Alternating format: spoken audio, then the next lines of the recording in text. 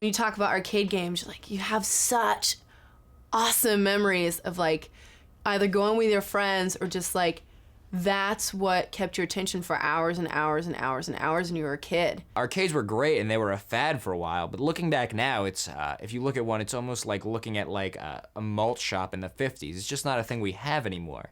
You know, so in the early 70s, Pong was actually a hit in bars, right? But it was toward the end of the 70s that games like Space Invaders came out, these huge moneymakers, actually established a reason to have dedicated arcades. And here you have dedicated gaming centers for people to say, let's put a center for kids to play games, and the games will come. And sure enough, hot on the heels, Pac-Man was at the height. So Pac-Man in a lot of ways is the first video game character. Before that, there's just a lot of spaceships, a lot of boxes and triangles, bleeping and blooping. But Pac-Man's kind of like a person. And you know, you can put him in a Saturday morning cartoon, you can put him on the cover of Time, you can put him on kids' lunchboxes. He has a wife. That time period between, you know, say 1978 and maybe 82, 83 was sort of the golden age of arcades. Every year you had new games that were pushing the technology, making a heck of a lot more money. You got Donkey Kong, you got your pole position, you got your Frogger. You know, you had the Star Wars arcade game, which was huge. Centipede. They all used different control mechanisms. Some were joysticks, some were paddles, others used a trackball. Video games eventually became so mainstream that there's a movie based on video games, Tron. And then in turn, of course, there's a video game, Tron, based on the movie. So by the early 80s, you've got about 1.5 million arcade machines in the country. Together, people are playing about 2 million hours a year on these machines. That's a lot of time for people to spend going bump, bump, bump, bump, bump, bump, bump, like that. I mean, we all just pulled together. Someone had to stop the centipede invasion. Had to be us. The video game industry in that period from the late 70s to the early 80s was out of control. It was pulling in $20 billion a year, which was more than Major League Baseball, football, and basketball were pulling combined. This is ridiculous. Probably explains why Americans are pretty fat. Now this was a peak, but we knew it couldn't last forever. Every year, the video game industry was just growing, and it was growing in terms of the money it was bringing in terms of the number of people who were actually visiting arcades. People involved in the industry really didn't think there was anywhere for it to go but up, and it actually ended up peaking and not growing any further because the investment started to exceed how many people were actually going to play the games. When arcades started to fall, the first people to feel it were places that should never have had games in the first place. Places like grocery markets, you know, restaurants, senior citizen homes, synagogues. Those all disappeared. After that, the huge theme parks built around the idea that video games were just a never-ending growth business, those started to fall. By the end, the only places left are in the middle, the medium-sized arcades. A little dark, not as glamorous, but just reasonable enough to turn profit. And then around 86, 87, the Nintendo had come out and became really popular, and that revitalized the entire game industry, but it moved the focus back into the living room. Arcade games, because it was such a business made up of 100 companies, they wouldn't advertise on TV. Whereas Nintendo, they're like, Mom, buy your son this. Buy your son this. And then for the son, they're like, tell Mom to buy me this. Birthdays, Christmas, you can't give an arcade game realistically. You can give a Nintendo.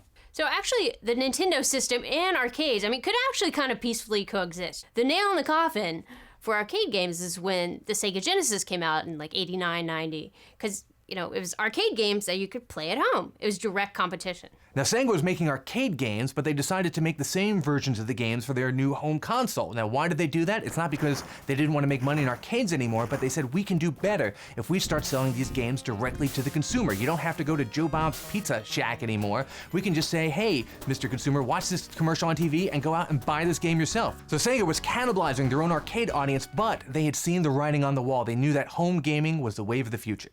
They were able to replicate the arcade experience pretty well. So first and foremost, the fact that you could get Strider, Altered Beast, Afterburner on your home systems when you bought your Genesis eliminated the need to go to the arcade. But then the other thing that started happening is that being able to play these games at home, people started to ask for longer, more involved video game experiences than they had previously had. Arcade games are designed to kill you. They're designed to be frustrating. If you just sit there and play it forever, it would not be a profitable business. Whereas the home games work with you a little more. They're a little more fun. You can do things like explore, you can tell a story. Like the levels onto which like you were stimulated were just completely changed, and they were like more involved. You know, like you were actually becoming like the character, and you had to like think about where to go and what to collect and what to do and like where to find things. The real case in point for this is Neo Geo. This is a system that was designed to be as good at home as it is in the arcade. The games were the same in both. And even though the price point was abnormally high, the games were just very boring, and they weren't the kind of games people wanted. Why do I want to spend, and in this case, $54 for a game that gives me 3-minute bursts of fun? Nobody wants that. They want something deeper. You know, gamers grew up and they wanted more variety, and you know, the home console offered that. They had horror games, you know, adventure games, role-playing games, sports games. I mean, how do you play a sports game in an arcade? It's like impossible. So when you go home, you have this just rich tapestry of genres you can play with, and that's why arcades died. They're a very narrow set of fleeting experiences, and you know, we just outgrew them. What was interesting is that when you're in the arcade, you're basically putting in quarters and you're trying to last as long as you can with a limited amount of money. And there's a real financial incentive. When you get Final Fight at home and you can just continue and play till you beat it, it totally sucks any fun. And you realize right away that those games suck. The dead cat bounce of arcades, right when they bounce, right before the final death cry, is Street Fighter 2 and Mortal Kombat. These games are going to test your skill against complete strangers, people you don't know. And you know, you get bragging rights, and people are always stepping up to the challenge, trying to challenge them. That's something that's very important in the development of video games. It never really went away. It's just now we do it online. And there's elaborate ranking systems, so you know exactly how good the person you're playing is versus how good you are. So the last thing that the arcades had to hold on to was that social interaction and that competitiveness against strangers. Well, you know what? That even fizzled as soon as the internet came along. I think there will always be arcade games around though, just like for nostalgic purposes. Just like, you know, I don't want to get rid of that Frogger game that's been sitting in the back of the store because it's been part of history. You know, it's like, it's sad, but it happened. So we grew up, and the games grew up, but the arcades, well, they couldn't grow up, and they couldn't change, so they died. But they died for us. They died so we could have Oblivion and World of Warcraft and really complex artistic games like that. Arcades had to die for the art to evolve. You know, you can't make an omelet without destroying a few businesses. That's the bottom line.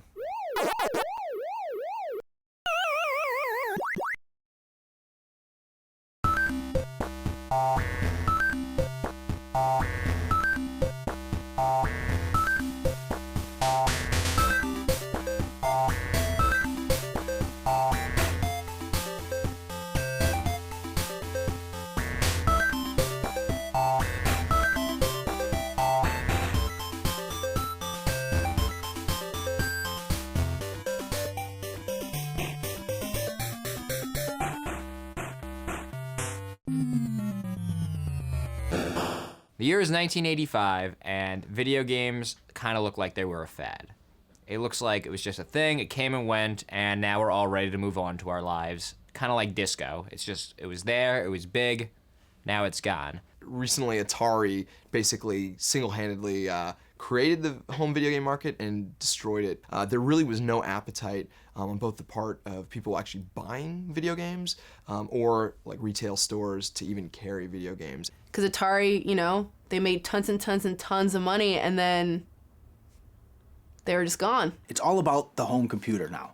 The people are looking toward the Commodore. They're looking to the Amiga, IBM, Apple. They're looking to buy these computers that offer more than just gaming. The funny part, if you think about that, is it's really only in America, you know, and so while American companies didn't want, you know, to touch video games with a 10-foot pole, video games are still going strong in Japan and Europe. So from the land of the rising sun, Nintendo looks over and sees 250 million Americans with nothing to waste their homework time on. And they say, we can conquer America and bring video games back. So over in Japan, Nintendo has this thing called the Famicom, the family computer.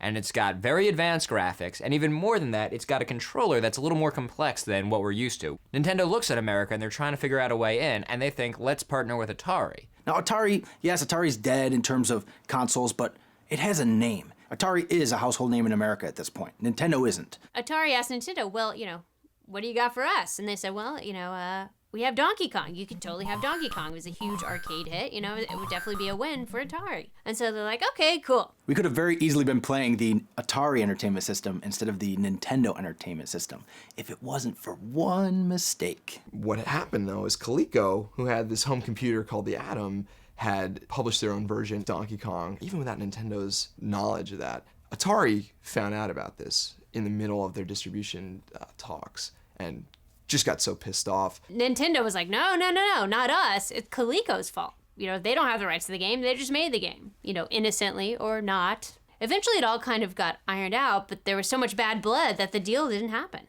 So Nintendo, they don't have any options. They're like, all right, let's just get this thing out there. Let's put it in front of people and get them excited about it. They take it to the Consumer Electronics Show, the biggest consumer electronics show in the country. Which is a big trade show for TVs, stereos, all kinds of electronic entertainment things. And they set up a booth, everyone comes by and says, oh, a video game console. Nobody does those anymore. You guys are crazy. Get the hell out of here. They're just like, video games, no one plays video games anymore. Like, what do you think you're doing? That's not gonna work. You're not gonna make any money off of that. You can't even use the word video games without people getting skeptical. So Nintendo calls it the Advanced Video System.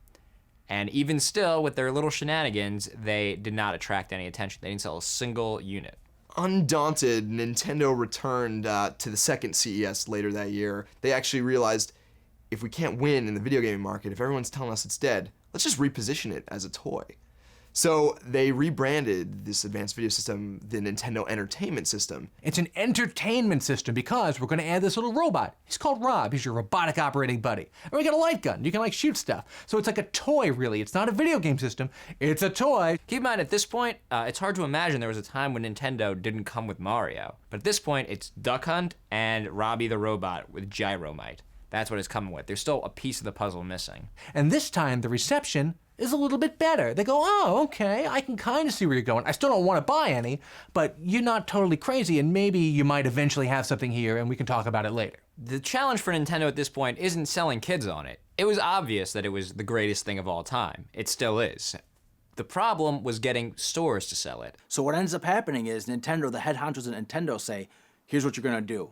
You're going to New York City in Christmas, '85, and you're gonna sell door to door. They go to toy stores, they go to Macy's, anywhere that might sell a Nintendo, and just put some good old-fashioned shoe leather into it and try to sell people in it face to face. They went to the stores and set up everything. They brought the merchandise and they brought all the displays. That's some dedication there. That's you really believe in your product that you're selling. Nintendo said, put this on the shelves, and you're not gonna be stuck with it like you will all the other Atari stuff. If you put our stuff out and it doesn't sell, we're gonna buy it back. That's impossible. Nobody does that.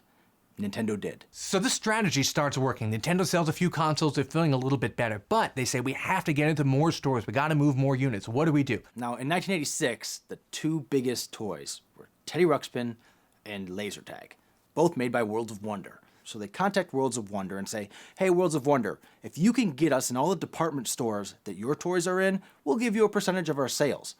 Worlds of Wonder does this. By partnering with the sales force, Nintendo was actually able to get in to sales channels with leading toy chains and department stores that they wouldn't have had access to otherwise. How do they do this? Well, when a department store like Sears or JCPenney calls up Worlds of Wonder to place an order, Worlds of Wonder says, okay, yes, we'll give you 1,000 Teddy Ruxpins, which just happen to be the hottest toy in America right now. But in order to do that, you have to take 500 Nintendos. And everybody goes, oh, come on! But they do it. And it turns out to be a fantastic strategy because that gets Nintendos in front of the public, and the public starts buying them up. So now it's starting to build a little bit of momentum, but then Mario comes out, and now it's got a lot of momentum. That's probably one of the greatest games ever, and it gave them a huge push. When I had the Nintendo, I also had the Teddy Ruxpin bear. Of course, I got the Teddy Ruxpin first, and I had it for a little while, but once I got the Nintendo, that thing was in the yard sale. The next year rolls around, 87, Teddy Ruxpin's over. Laser Tag is over. But guess what? Nintendo is just taking off. They didn't need Worlds of Wonder anymore. They severed the agreement, and here's where Nintendo really enters just a golden age. Stuff like Metroid, Zelda, Punch-Out, Excitebike, just all the first generation of Nintendo classics start coming out. And at this point, it's built up so much steam you can't stop it. It's clear that it's more than a fad, and it's a phenomenon. Now, the golden age of Atari only lasted for a few years. Nintendo, they've been around, if not always the top dog, for more than 20 years, and now with the Wii, they're back on top again. Could you imagine if there was no Teddy Ruxpin? We wouldn't know Nintendo like we do right now. Worlds of Wonder would later file for bankruptcy, and Nintendo would keep making boatloads of money every day. You know, the Japanese brought video gaming kind of back to life. And so really that represented the shift of, you know, American control of the video game market to the Japanese control of the video game market. And, you know, and they've been on top ever since. In 1990, Nintendo was 1/10 of the trade deficit between America and Japan. Just Nintendo products. That's how big they were. They knew that once kids played it and once they had it, that it was just going to catch on. And they were right. They were totally right. And then everyone made money and everyone was happy.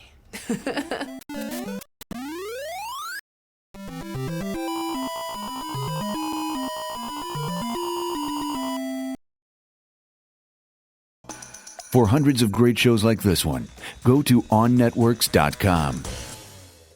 Play Value is brought to you by Xbox Live Marketplace.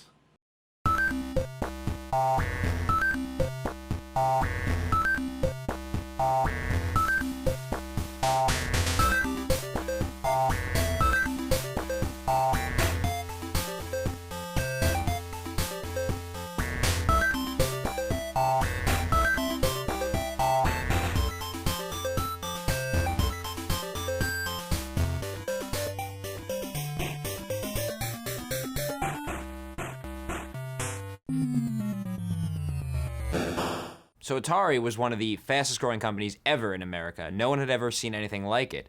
And it was just this new exciting business, and people for the first time realized that video games were going to be a big thing. But the implosion was so massive and so quick that it almost brought down video games entirely. Atari was sort of like the dark side of hippie culture. Bunch of dudes working out of a warehouse, bunch of stoners, some really talented programmers.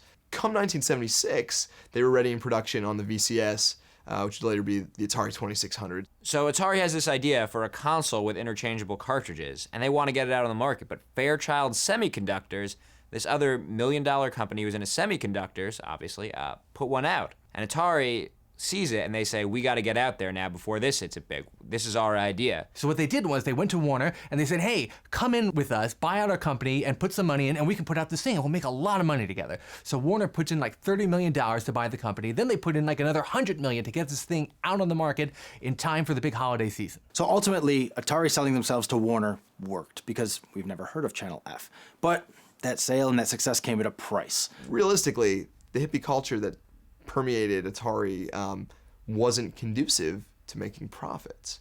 And they needed to go through some changes. So Nolan Bushnell, he's the founder. He also started Chuck E. Cheese. He gets forced out. They beam in Ray Kassar from corporate headquarters, and he is a total button-down suit and tie guy, and he's going to turn everything around and make this a traditional by-the-numbers company. No more coming in at noon, no more smoking the reefer in the office. It was a culture clash, and in a lot of ways, it destroyed what made Atari so great in the first place. So from these starting irritations, like having to wear socks to the office, other problems grew out of that. The guys who were making the games, they were getting paid maybe 30 grand a year. And they would say, hey, I'm making this game. You just made $10 million off it. Can I get a little bonus? Can I get something extra? No, nothing. Kassar wouldn't let the people who made the games take any credit for their work. Like, their names weren't mentioned on the game anywhere. They were just basically programming monkeys, and, you know, the credit went to Atari. Game design at this point is maybe not appreciated as the art it is today.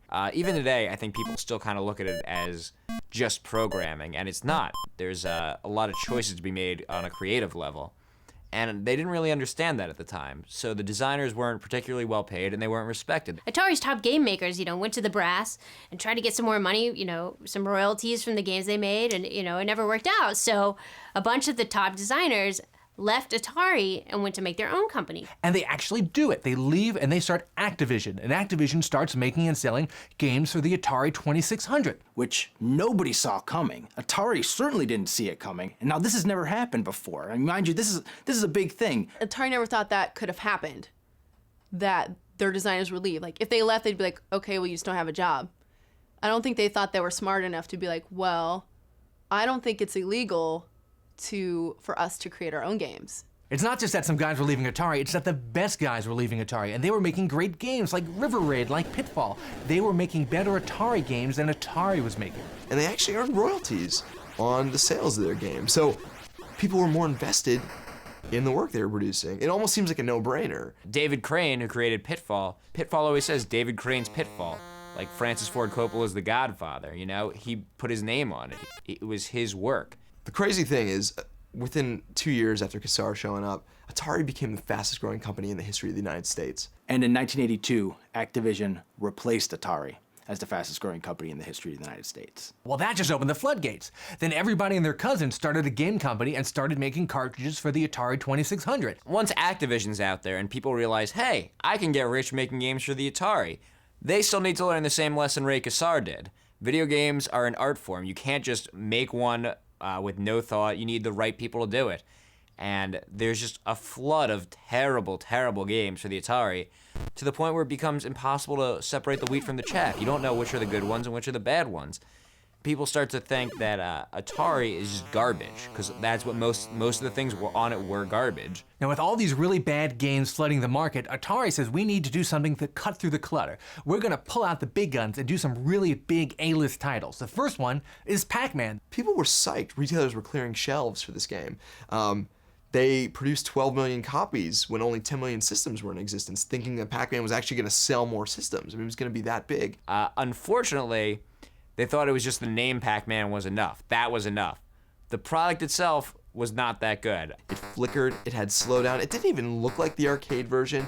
No, the sound effects were awful. Everything that they could have failed on this home Pac-Man, they did. So that was the first ace up the sleeve. That went, boom, nowhere. The second ace turned out to be the second nail in their coffin. That was E.T. the video game. When they decided to make the E.T. game, around June, July of '82, when they wanted the game to come out, Christmas of '82. Now this is a classic example of the artist versus the corporate guys. The corporate guys say, hey, we just signed a deal with Spielberg. We gotta get an E.T. game out there. And the artists say, okay, we'll make a game. It'll take us 6 months. And the suits go, 6 months? F that, you got 6 weeks. We gotta get this thing on the trucks and on the shelves so we don't miss a day of the holiday shopping season. It'd be insane if a movie producer bought the movie rights to a book and was like, we have to make a movie about this. We have 8 hours. You know, and that's basically what they did with E.T. So 6 weeks go by, and they end up with something. I don't know if you'd really call it a game, but it was on a cartridge, and it had something that looked a little like E.T., and he walked around and fell in some holes. But really, it was really one of the worst games of all time. The root of all these problems is just a lack of respect for the design of the games. And they look at them and they're like, moving blocks are moving blocks. What's the difference? They thought everyone has to have this game. But when the game's garbage, no one needs to have it. You know, it's just, they're basically selling a box with E.T. on it. Atari was left with more than 2 million unsold cartridges that were returned from retailers. They just dumped them in a landfill somewhere in New Mexico. So just like that, the golden age of Atari was over. They had lost the hearts and minds of the people. By the end of 1983, Atari had just completely tanked. Initially, they posted a $350 million loss. By the end of that year, grew to over $530 million. So Warner says, we gotta get out of this business. This is killing us. So they break up the company, they sell different divisions off, and the Atari name bounces around for years, being bought and sold. Eventually it's bought by a French company, that's where it is today, and people don't realize that the Atari name they see today has nothing to do with the original Atari company. Somebody just bought the intellectual property rights to the name. You know, I guess the lesson of the whole story is just that, it's just to look at video game design as an art form. It's not something you just put out in a factory. You need smart, creative people to do it. It's its own medium. That's a main rule of thumb when you have a company. Do not crap on your employees, because you make them unhappy, they're gonna leave. And they're gonna, they're gonna come up with other ways to make money doing what they do. The lesson to be learned here is treat your employees well, or you risk dying.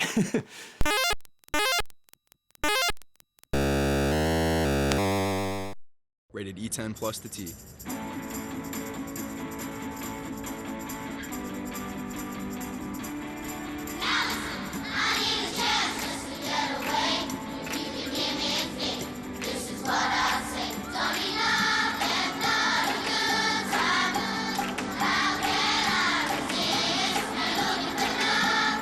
Play the games everyone wants to play.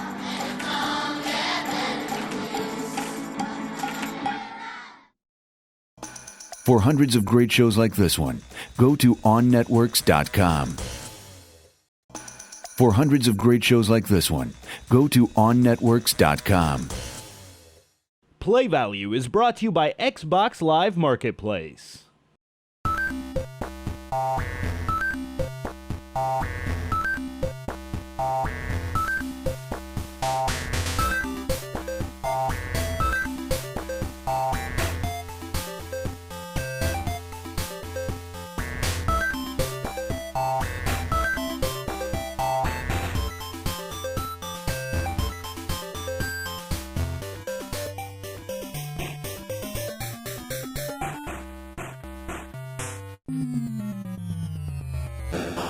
It's the summer of 1985, which in Moscow is still actually kind of cold. Alexei Pajitnov, a low-level programmer, is sitting around. He puts together Tetris. It's the most simple puzzle game you can think of, stacking blocks, but there's something magical about it. So, he can't sell the game. This is communist Russia after all. So instead, he gives it away to his friends. And then, it spread all through Moscow. You copied it for your friend, he copied it for his friend, he copied it for his friend, and soon it had spread all the way to the outer states. That's what communism is. It means free Tetris. Now, the game eventually ends up in Hungary, in Budapest, at a trade show. Some Hungarian guys had made like an Apple version of it. And this guy, Robert Stein, comes in. He's like an opportunist who travels around trying to buy up stuff cheap and sell it more expensively somewhere else. And he sees the game. He says, this game is great. I'm not even going to buy this game. I'm just going to steal it. In Stein's defense, what do you do? How do you break through that red curtain and get the rights to this game? Russia's a society, and they don't even have private property, much less an abstract concept like intellectual property. How do you deal with that? And it was probably easier to just steal it. So Stein takes the game back to the West and starts selling the rights to all these other companies. Because they don't know any better. They think that he actually legitimately got the rights from the guy who created the game back in Russia. Now, people don't really remember Robert Maxwell these days, but back in the 80s, he was a huge media mogul. He was like Rupert Murdoch. So then Stein sells it to Robert Maxwell's video game company called Mirrorsoft. Basically just creating fake contracts, fake deals with all sorts of companies, from Mirrorsoft to Atari in the States to Spectrum Holobyte. Basically went around selling it, just trying to make as much cash as he could before the Soviets figured out he was selling their property. There's just this whole mess because Robert Stein's selling rights, the people he's selling rights to are selling their rights, and they're not real. But there's just this whole web of deceit and just laziness that no one's checking up on it, and it's just gonna come crashing down on them. Before anyone had officially ironed out who owned the rights, Tetris had already become the best-selling PC game in the UK and in America. Robert Stein probably thought it was never gonna be a big deal, He just thought he'd sell a few 100,000 copies at best, make a quick buck. No one in communist Russia's ever gonna find out about this. But the thing is, Tetris is really good. It's really good, and it just becomes a worldwide phenomenon. So the game gets so big that the Russian government actually takes notice. Now, mind you, Russia at this time is communist, so there's no owner in particular other than Mother Russia. The Russians are communist, but they're not stupid. They see what's going on. And they create Elord, this company to manage the rights for Tetris. Before, there was never really anyone to officially manage the rights. Now that that organization exists, there's just this rampant land grab. You've got Maxwell, you've got Stein, and you've got Nintendo, who are about to launch their Game Boy, all coming into Moscow at the same time, trying to snap up as many of the rights as they can for different platforms for this game. And there's a lot of sticky issues here. This is a society that works in just a completely different way, so it wasn't exactly clear how it was going to shake out. Now, Nintendo, they took the red eye, they got there first. They meet up with the Russian officials, and they say, hey, we'd love to get the rights for this kind of handheld version we're going to do, and we'll show you what a good job we did. We made a Nintendo cartridge. Here, check it out. Pull out a cartridge. The Russians freaked. They're like, we've never been paid for this. We didn't even know this existed. And the Russians go, where did that come from? We didn't give you the rights to that. Oh, we bought the rights. No, you didn't. So the Nintendo guy says, listen, I'll tell you what. I'll just write you a check right now for these rights too, okay? We sold a bunch of these cartridges. Here's the royalties. Just take this. The Russians, who hadn't been paid at all for any of the versions that were bestsellers in the West, took that check and said, finally, someone's actually taking care of us. And they immediately granted the rights to Nintendo. Now the Stein guy, he's been selling this game left and right. It's the #1 best-selling computer game out there, and of course he hasn't paid the Russians a cent. So the Russian government is furious. But instead of giving Stein the old poison-tip umbrella in the middle of Trafalgar Square, they say, hey, let's at least get some of this money. So they signed a contract with him to sell the computer version of the game. Now, Stein thinks he's buying the rights for computers, and he's thinking about the broad definition of computers. He thinks he's gonna sell it on calculators, on Game Boy, on watches, Nintendos. I mean, things to come in the future, everything. So he figured nobody can say what is and what isn't a computer. So I pretty much have everything that I need to make money off of this. And the Russians realized this. So in the 11th hour, they snuck something into the contract where they defined a computer as something with a keyboard and a monitor. That one little sentence basically blocks Stein from making money on any other distribution of Tetris, which means he collects nothing from the Game Boy, he collects nothing from any arcade rights, he collects nothing from any home console rights. He got the rights to anything that has a monitor and keyboard, which is basically at this point a PC. And you know what? Tetris was already a huge success on the PC, so it's over. So now Stein is stuck with nothing. Now Maxwell shows up later in the day. By the time he gets there, all the good stuff is already gone. It's like he was on the Russian bread line. He gets to the front, there's no bread left. And so we all know what happens. Russia sells the rights to handhelds and consoles to none other than Nintendo. And we know how that story ends. After all the dust settles, Nintendo releases the Game Boy with Tetris. And Tetris helps the Game Boy go on to become a bestseller, and the Game Boy helps Tetris to become the best-selling game of all time, with like 30 million Game Boy versions of that alone out on the marketplace. If someone got screwed and maybe didn't deserve it under their, other banner, Tengen, I think Atari got unfairly screwed in the whole Tetris debacle. Atari had bought these imaginary rights to the game, and they thought they were buying something real, but they weren't. And they produced and advertised their version of Tetris, which a lot of people think is superior. I mean, Atari had actually made so many of these cartridges, they couldn't just throw them all away. They actually had to put them out in the marketplace first, just to kind of roll the dice. And then when they lost the case, they had to recall them all, and that ended up costing them even more in the long run. And at this point, there's a lot of bad blood between Atari and Nintendo, so Nintendo's only too happy to stop Atari from selling what they thought was going to be a hit game. And of course, back in Russia, the Russian government made millions off of this, but Alexei Pajitnov, the programmer, didn't make any money at all, because of course, Communist Party system can't really make a lot of money. If Pajitnov would have been born in a totally different country, the whole crazy, twisted story about all these companies fighting for all the rights, wouldn't even exist. It's kind of interesting, actually. Tetris has probably appeared on more operating systems, consoles, handheld video games, graphing calculators, than probably any other game in history. The reason why Tetris is the #1 selling game of all time is because it's not technology dependent. You could put that game anywhere, and it plays just as good as anywhere else. You could put that game on a cell phone, and it's gonna play just as good as it's gonna play on an Xbox 360. Basically, it's the solitaire of the next millennium. That's why Tetris got so popular, and why Tetris spread so fast. Just wherever you play it, it's the same feeling. In 100 years from now, Tetris will still be here. Just like solitaire, just like chess, and all these new games, they'll be nowhere to be found. Yeah, Tetris is gonna be around forever. It's gonna outlive us all. Rated E10 plus to T.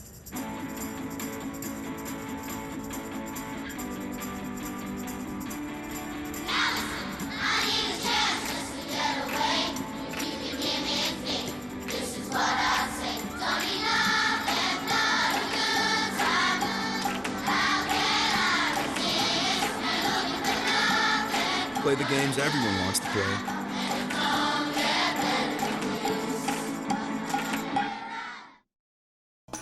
For hundreds of great shows like this one, go to onnetworks.com.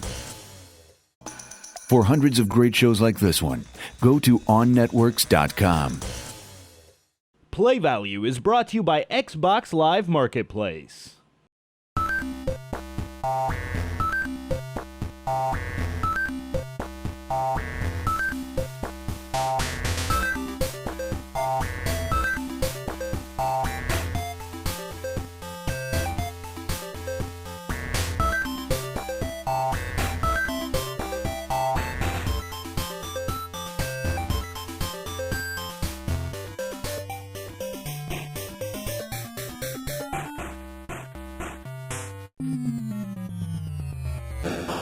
Nintendo and Atari. You would think these two video game pioneers would be the best of friends, but you really should not invite them to the same dinner party. Atari was synonymous with video games for a long time, the way Nintendo is now, and they fell off their throne. They made some miscalculations, they made some bad decisions, and they weren't the #1 guy anymore.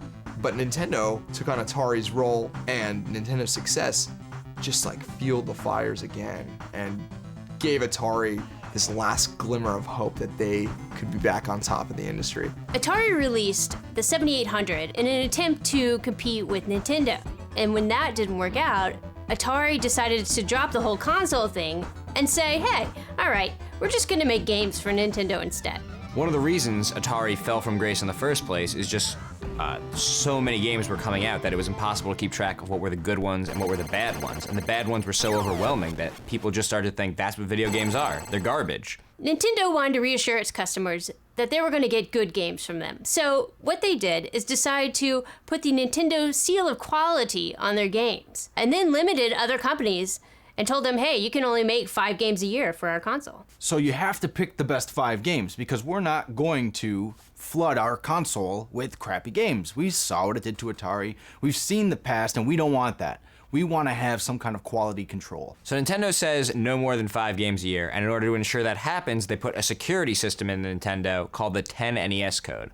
And what it is kind of a lock and key system, where there's a special chip in the Nintendo games that matches the chip inside the Nintendo. And if both aren't present, the game doesn't start. When a cartridge was put into the console, they communicated. And it was like, this is a real game, this isn't a real game.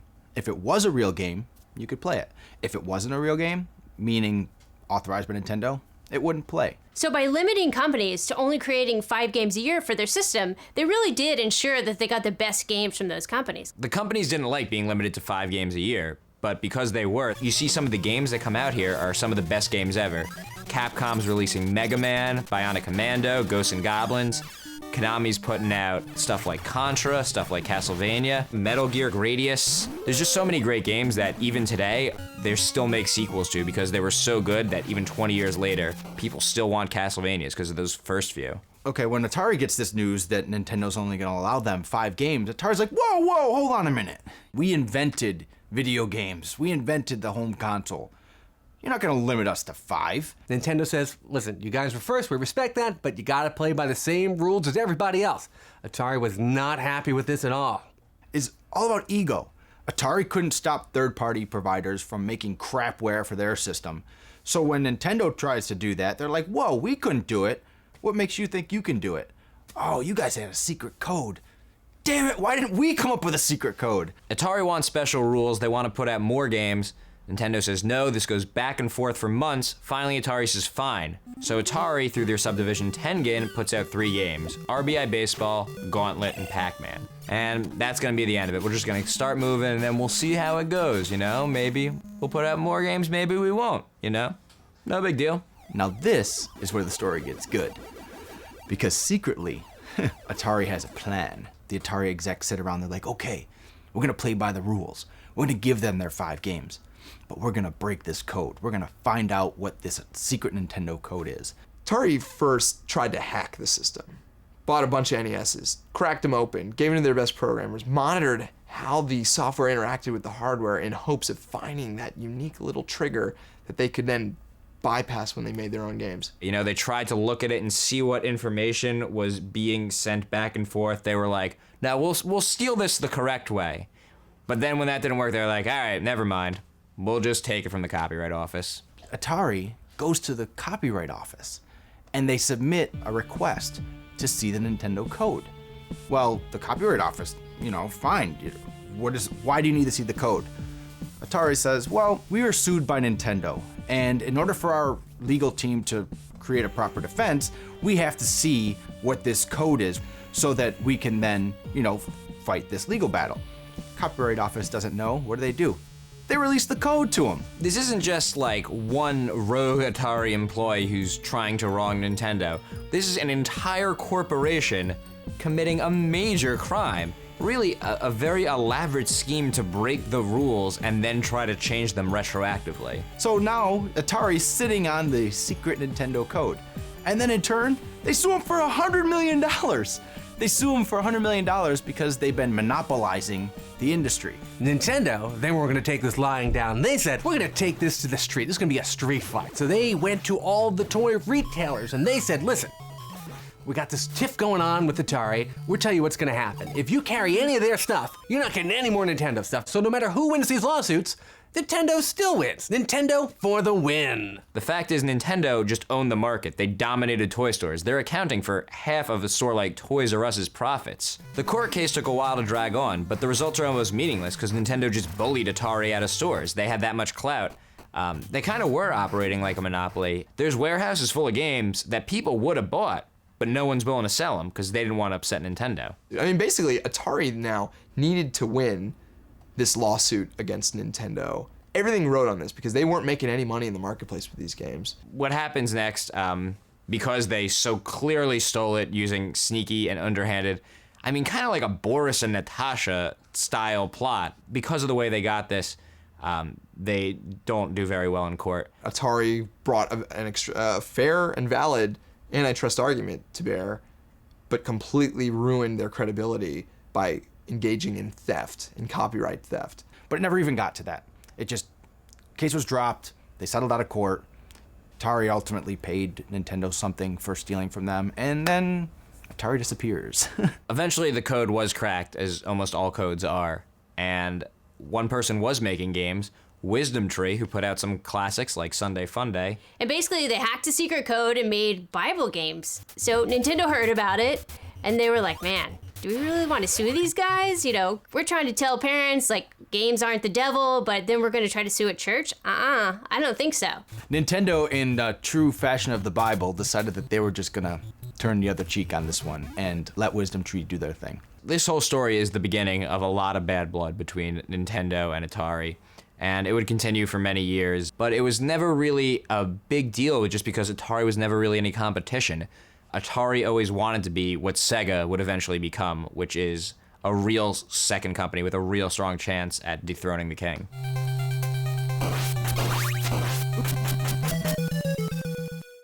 Rated E10 plus the T.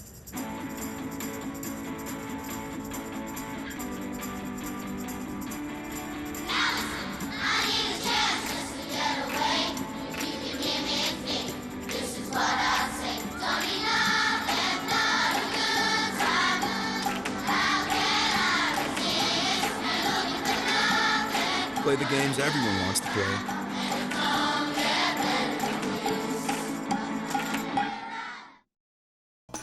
For hundreds of great shows like this one, go to OnNetworks.com. For hundreds of great shows like this one, go to OnNetworks.com. Play Value is brought to you by Xbox Live Marketplace.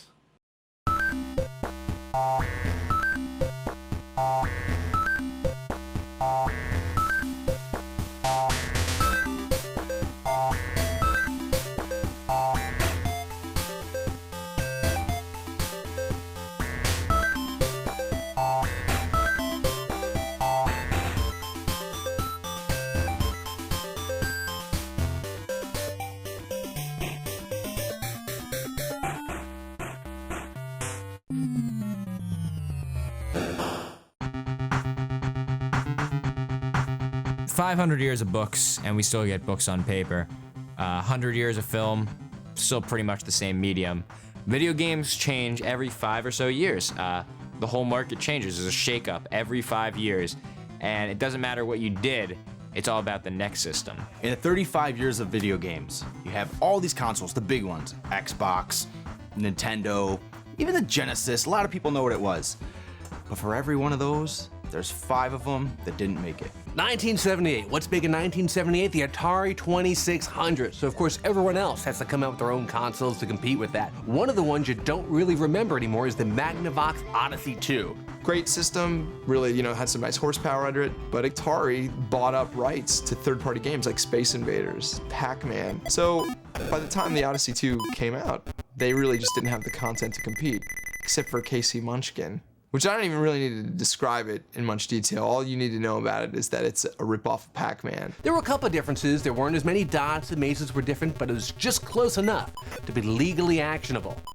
And if Atari thinks something is legally actionable, they're gonna action it. So why did the Odyssey 2 fail? Well, Casey Munchkin was their mascot, and if he's tied up in court, you got nothing left. At the end of the day, Atari controlled the content, which, as you'll see throughout history, is what dictates which consoles live and which consoles die. Now, the biggest threat to the original Atari 2600 came from the Intellivision. This was a cool little system that was actually a 16-bit system 10 years before the Sega Genesis. And this is interesting because Intellivision wasn't a complete failure. Here you had a company who came up with a pretty powerful machine with some interesting innovations. They had a directional pad instead of a joystick. And just like the Genesis and later the Xbox, they kind of positioned themselves as the more adult console for kind of the sports crowd, the mature crowd, the kind of, hip, young adult kind of group of people. They actually really focused on sports games. They had a baseball game that sold more than 1 million copies. They had George Plimpton, the sportscaster, shill as Mr. Intellivision in some ads. And they actually did well at first because of it, and decided to parlay that strength into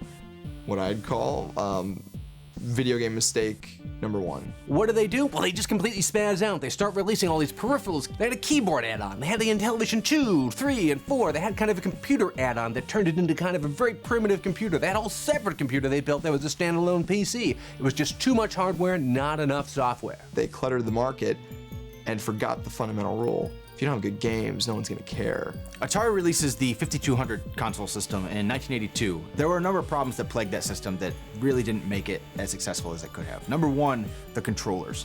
These controllers were cool to look at, but what was the problem with those controllers was that there was no centering of the joysticks. It was such a strange thing because it would just flop to one side, like you couldn't get it back in the middle, and it was really, this looks really strange right here, but yeah, the thing was terrible. Number two was that the 5200, for all its glory, wasn't able to play 2600 games. You're just telling your consumer, well, hey, thanks for spending all your money, and now here's the new stuff that you can't use any of your old stuff with. Basically, it was the first instance of this whole backwards compatibility thing that still plagues systems. The Xbox 360 is still having trouble playing many of the best original Xbox games. In the long list of things that game companies refuse to learn, backward compatibility. Let's talk about another failure. Actually, I wouldn't even necessarily call it a complete failure, but the Sega Master System was one that just couldn't quite do it. Nintendo made some of the best first-party games of all time, like Mario and Zelda, but beyond that, they had some of the best third-party support from companies like Capcom and Konami. They were just giving them gifts in the form of games like Castlevania, Metal Gear,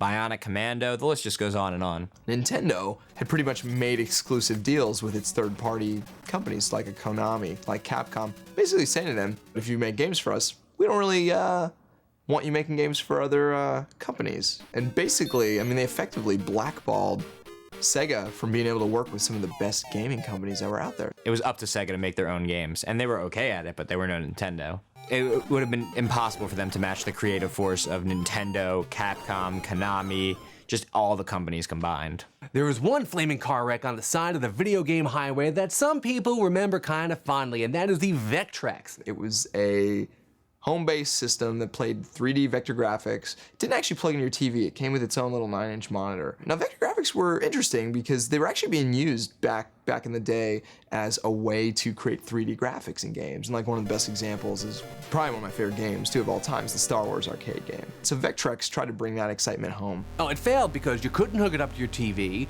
There were only so many games you could make out of just white lines coming at you. And today it's kind of it's a curio, it's an oddity, but it still has its fans. Let's add another log to the fire and talk about the Atari 7800. If the Atari 7800 had come out any earlier, it would have been a nice system. Problem was, this was about 2 years too late. Their big titles are Pole Position 2 and Miss Pac-Man, neither of which are big improvements over the originals, which are great games, but they're ancient. They're literally ancient. I mean, you have things like Zelda going on, like really revolutionary stuff, and they're still making maze games. And Pac-Man's a classic, but there's new classics being made, like Mario and Zelda. Launching with Miss Pac-Man in 1986, man, is like coming out with a DVD player and packing in like Birth of a Nation. Every successful console has one game that sells the system, a Mario, a Sonic, just something that moves it, that makes people say, that's the one I need to play this game. In the industry, there's a term that everyone uses called killer app.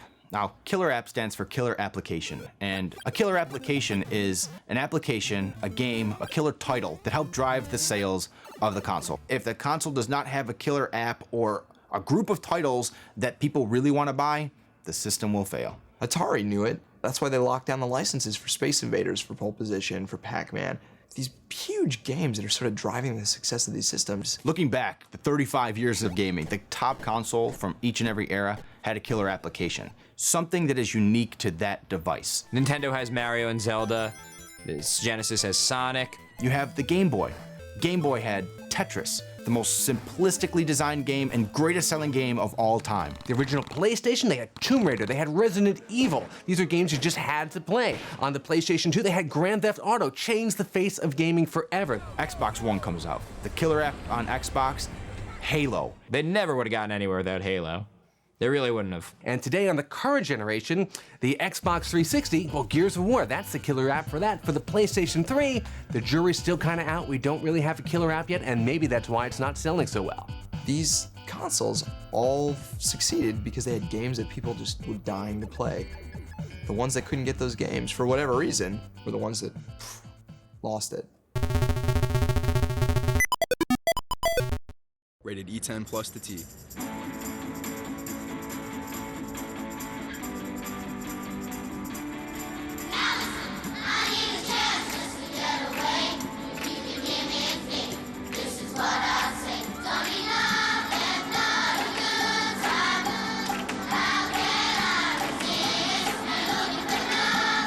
Play the games everyone wants to play.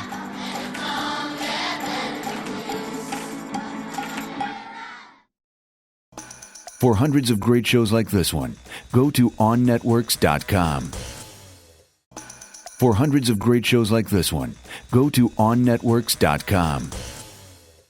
Play Value is brought to you by Xbox Live Marketplace.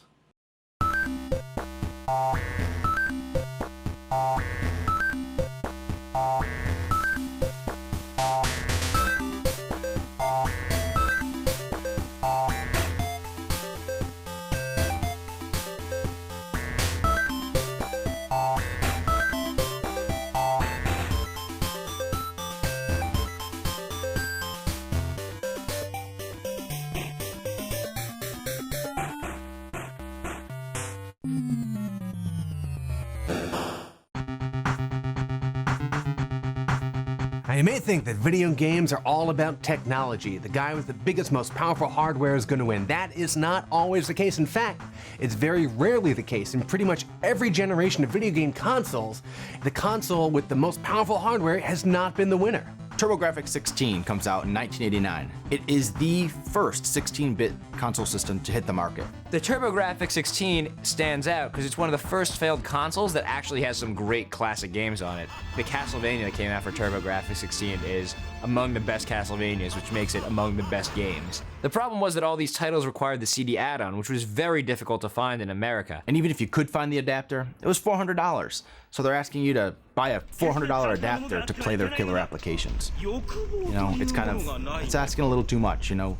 Ultimately it ends up just failing. So it's 1992. Sega comes up with this brilliant idea. Hey, let's create the CD-ROM add-on for the Sega Genesis. Now, the problem with that was it was just basically a CD player. The Sega CD doesn't make the Genesis any more powerful. It just gives it more storage. And the Genesis itself wasn't really ready to take advantage of that storage in any meaningful way. So they're like, all right, what are we going to do with this? Well, they decided that they were going to create games with lots of video in them. You know, a kind of game that consists of a bunch of video and audio clips, and you press different buttons to play the different parts. And games are by definition interactive, and video is by definition not.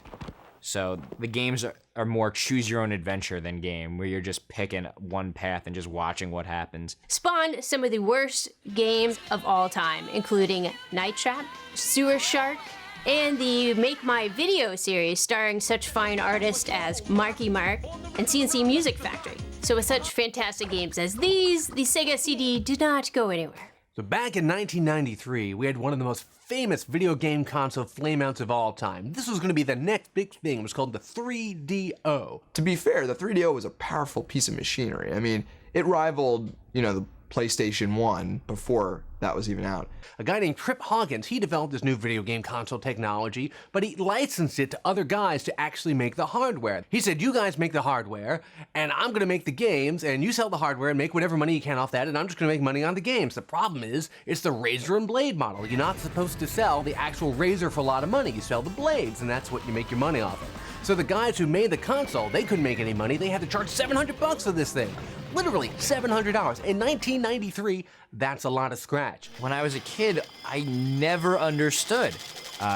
It cost 5 times as much as the other systems, but like, it's really not that much better than Super Nintendo. It certainly doesn't look 5 times better than Super Nintendo. If you don't have hardware that people can afford, they're not gonna buy it. If people don't buy it, people aren't gonna make games for it, so you're not gonna make money anyway. So you basically got a hunk of plastic that's completely useless. Nice $700 doorstop. In 1993, Atari released the Jaguar.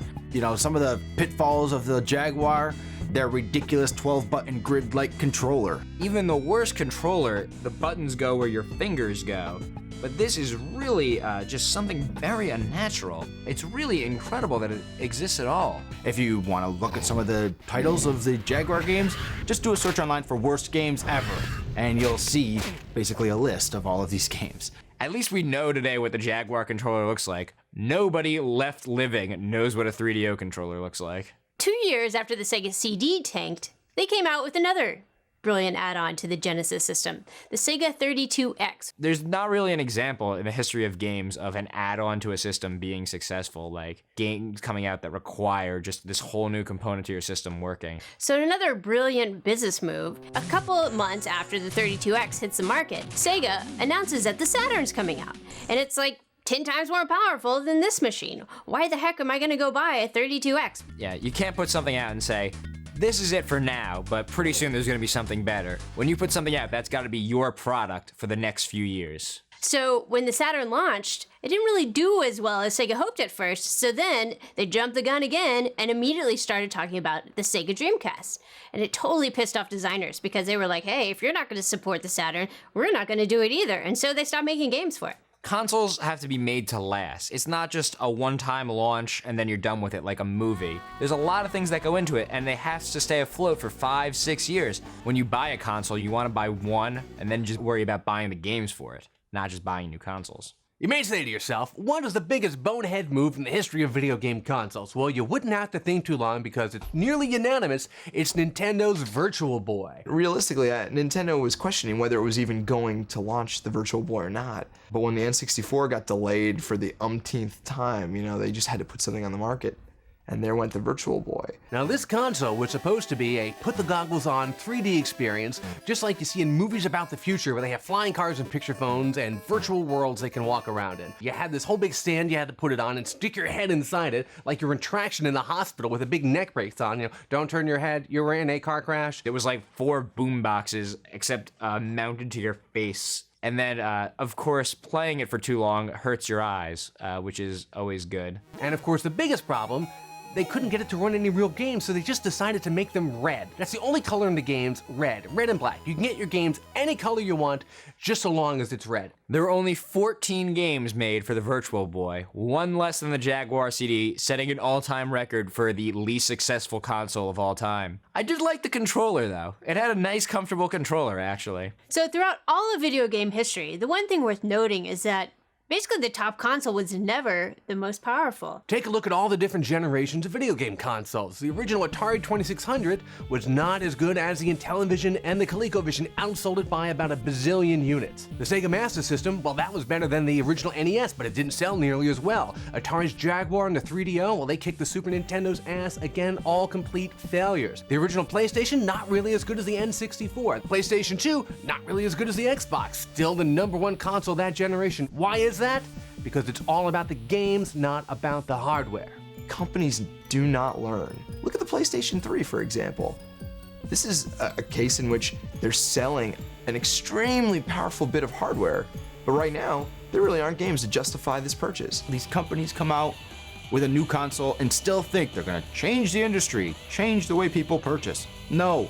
Consumers want to have fun. They don't care about the hardware. It's always software over hardware. It's always been about the games. It's funny that right now, anyway, the Wii, being one of the best-selling systems, happens to be the one with the least horsepower. That's something we've seen historically, and I just don't know what it is about these video game executives. It just doesn't get that.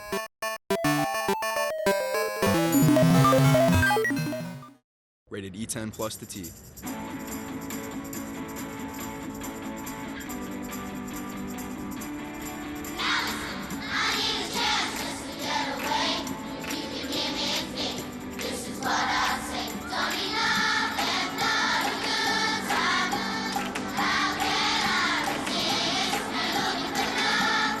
Play the games everyone wants to play.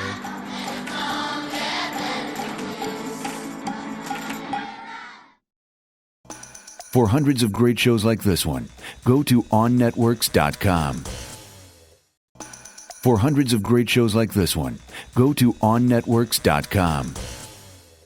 Play Value is brought to you by Xbox Live Marketplace.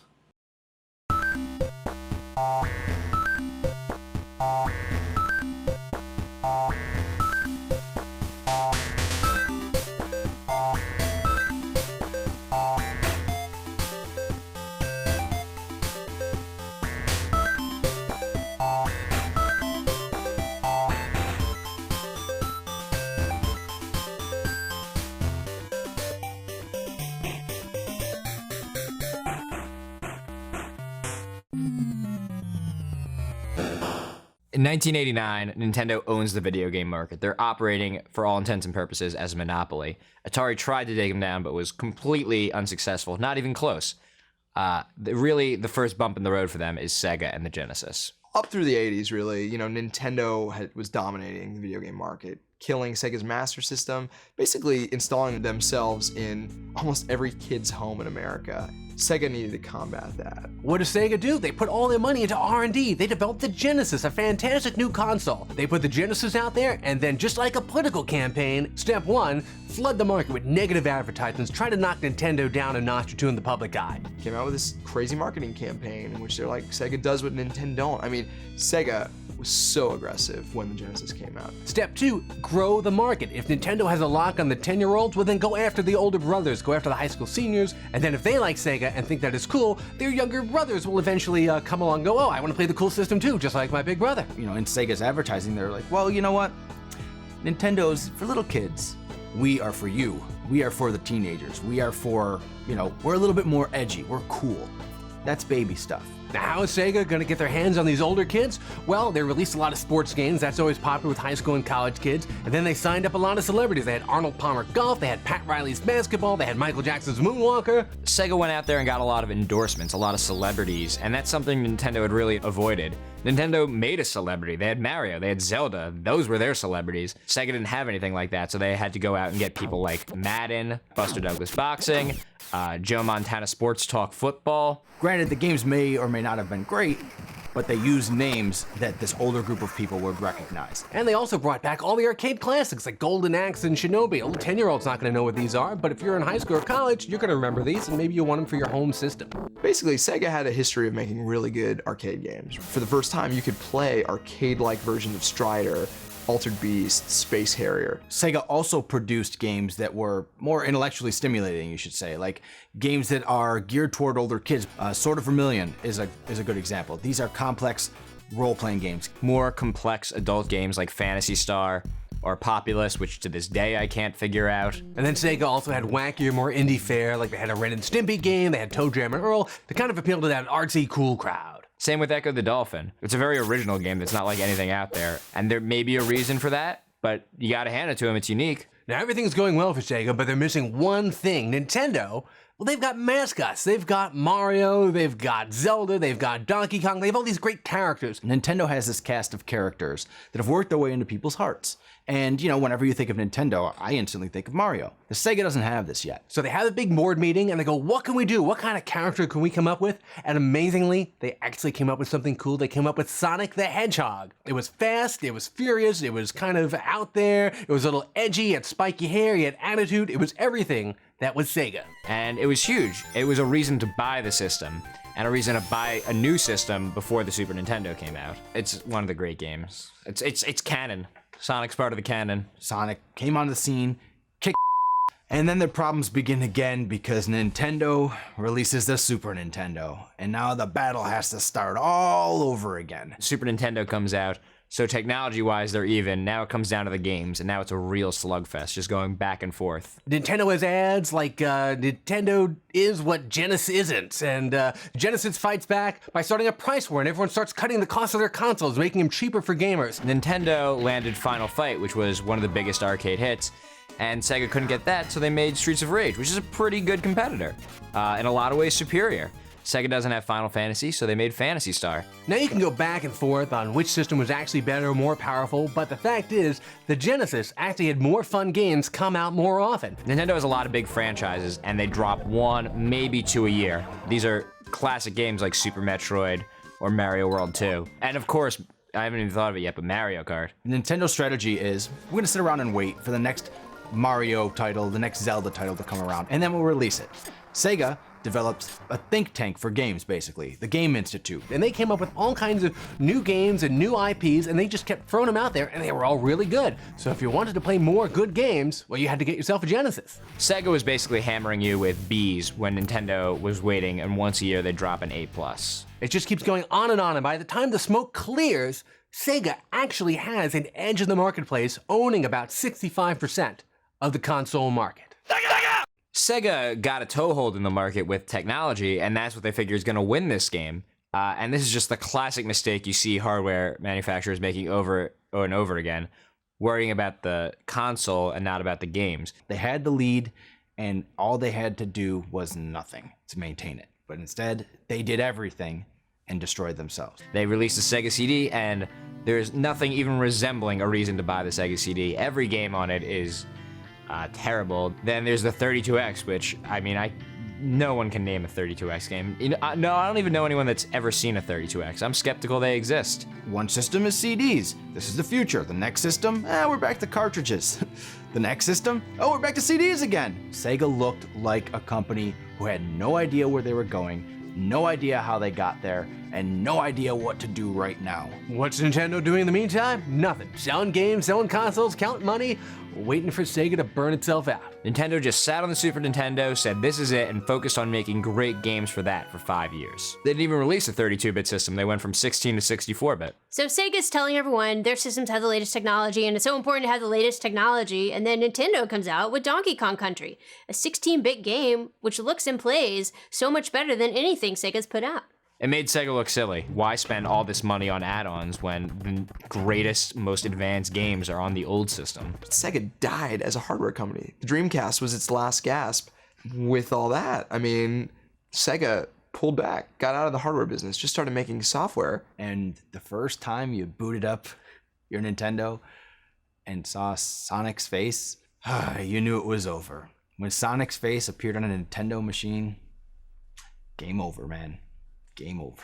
And it's like, I never think we'd see this, but later in 2007, we're getting a Sonic Mario joint title. Which is a Mario and Sonic Olympics game. You know, it's always been Sega versus Nintendo, Nintendo versus Sega, and now kind of that competition is fully realized in this game where it's Sonic versus Mario.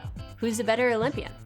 We shall see. It's hard to imagine with all this bad blood between Nintendo and Sega, they were able to sit down in a room together and hammer out this deal. I mean, it was 10 years ago, which isn't that long, but in software, that's an eternity. And it's just ancient history now.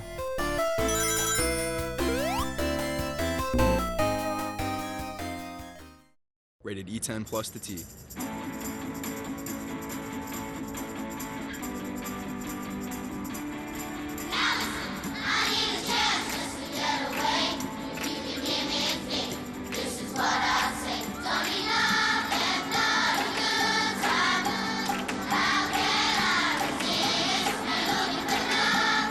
Play the games everyone wants to play.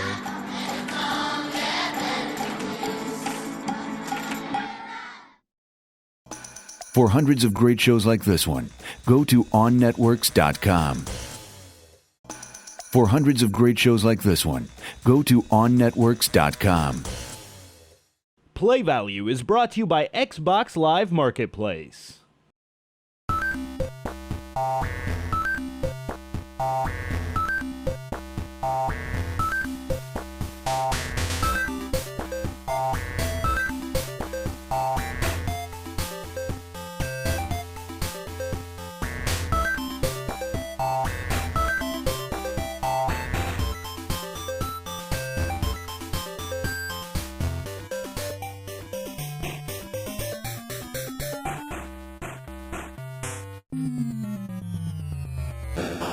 Anytime any kind of new artistic medium emerges, there's always controversy. People thought radio was rotting kids' minds, then it was comic books, then it was TV, then movies. I mean, there are people who thought like the jitterbug was gonna be the downfall of society. Everything brings controversy with it, and video games are certainly no exception. There's always been controversy in games. And it all starts in the 30s and 40s with pinball. The way you played pinball was, there were no pads like there were now. You put a ball in, you shook it around until it went in the right pocket, and it paid out.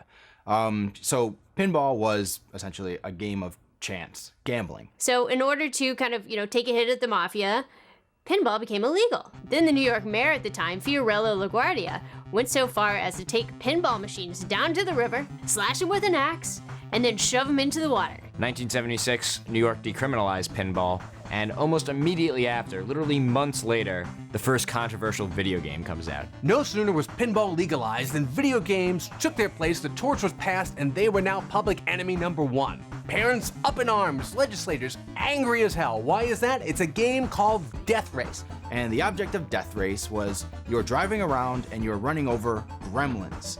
Well, running over gremlins kind of looks like running over people in the 70s because graphics were really bad. All you can see is like a pixelated head, a pixelated body, pixelated legs, pixelated arms, which to anyone looks like a person. And so parents started to object. The woman who's at the forefront of emerging protests was Ronnie Lamb, a housewife, PTA member, and she led protest marches, went on Phil Donahue, was really active in getting arcades banned from malls. Now, it wasn't really the video games themselves that was a problem most of the time. No parents thought that Frogger was going to corrupt their kids. It was the environment they were playing these games in. It was dark, sweaty rooms full of machines and kids standing in front of them. The creepy old guy with the crotch-mounted coin changer and the leer in his eye. That was the real problem. Kids would skip school to hang out in arcades. I mean, parents just viewed the institution of the arcade as a public menace. Get rid of them. What's interesting here is Nolan Bushnell, who started Atari, sees this, and that's what inspires him to open up Chuck E. Cheese, a place with safe games where parents know they can bring their kids and everyone will have a good time. They're well lit, they're well supervised, you can bring the kids there, the parents can be there. In fact, Nolan Bushnell made a lot more money from Chuck E. Cheese than he ever did from Atari. If Death Race is the first video game controversy, the first controversy at home on the consoles is Custer's Revenge, where General Custer dodges arrows to go rape an Indian woman. But apparently some people thought that was not okay. This game was retarded, and it was a slap in the face against everybody, pretty much, from the people depicted in the game, to women, to the people playing the game.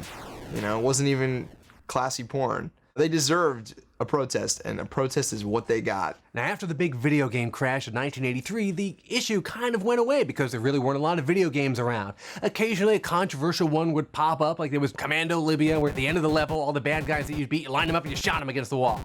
There was a game called Narc, came out in the late 80s, right? You play as narcs, killing drug dealers, and you're blowing them up, and body parts are being strewn all over the screen. Hypodermic needles are being thrown and injected into your leg. In other words, it was awesome.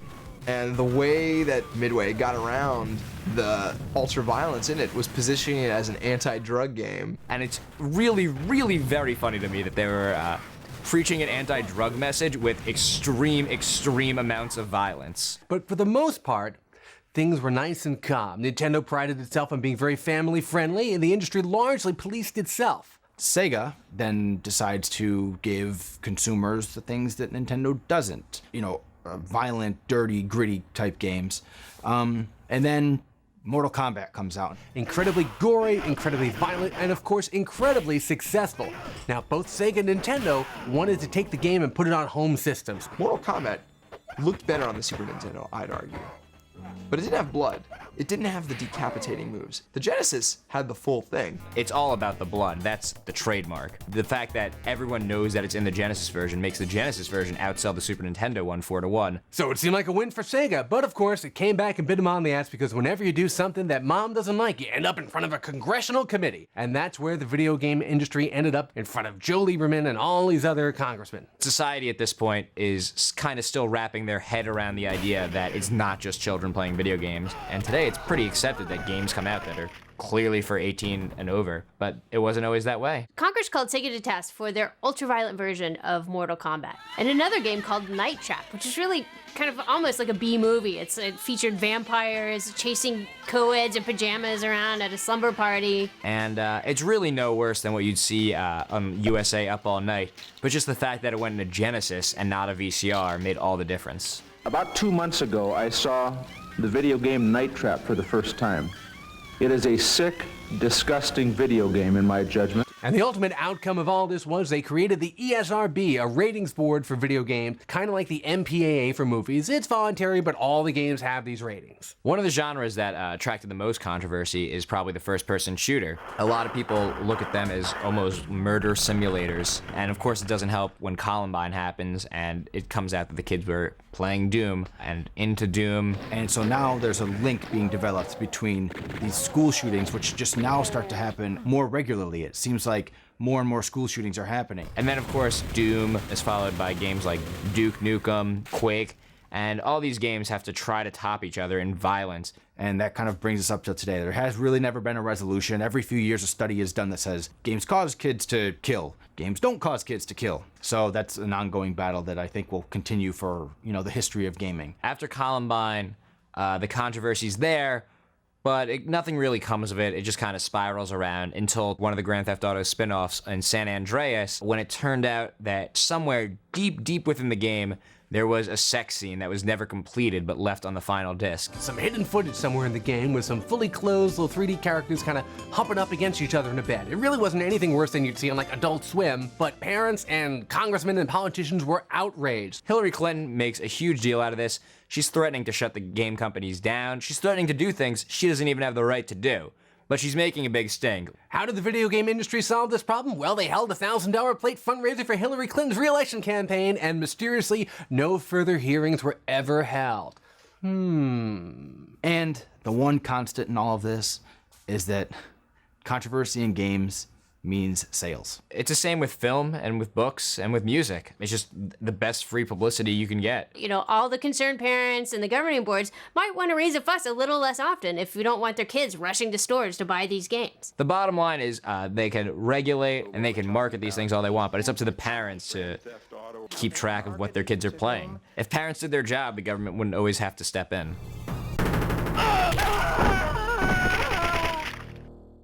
Rated E10 plus to T.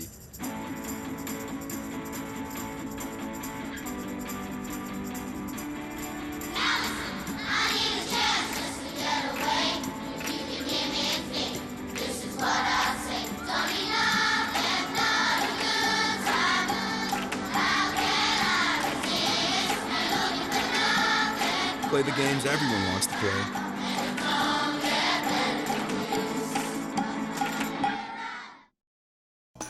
For hundreds of great shows like this one, go to OnNetworks.com. For hundreds of great shows like this one, go to OnNetworks.com. Play Value is brought to you by Xbox Live Marketplace.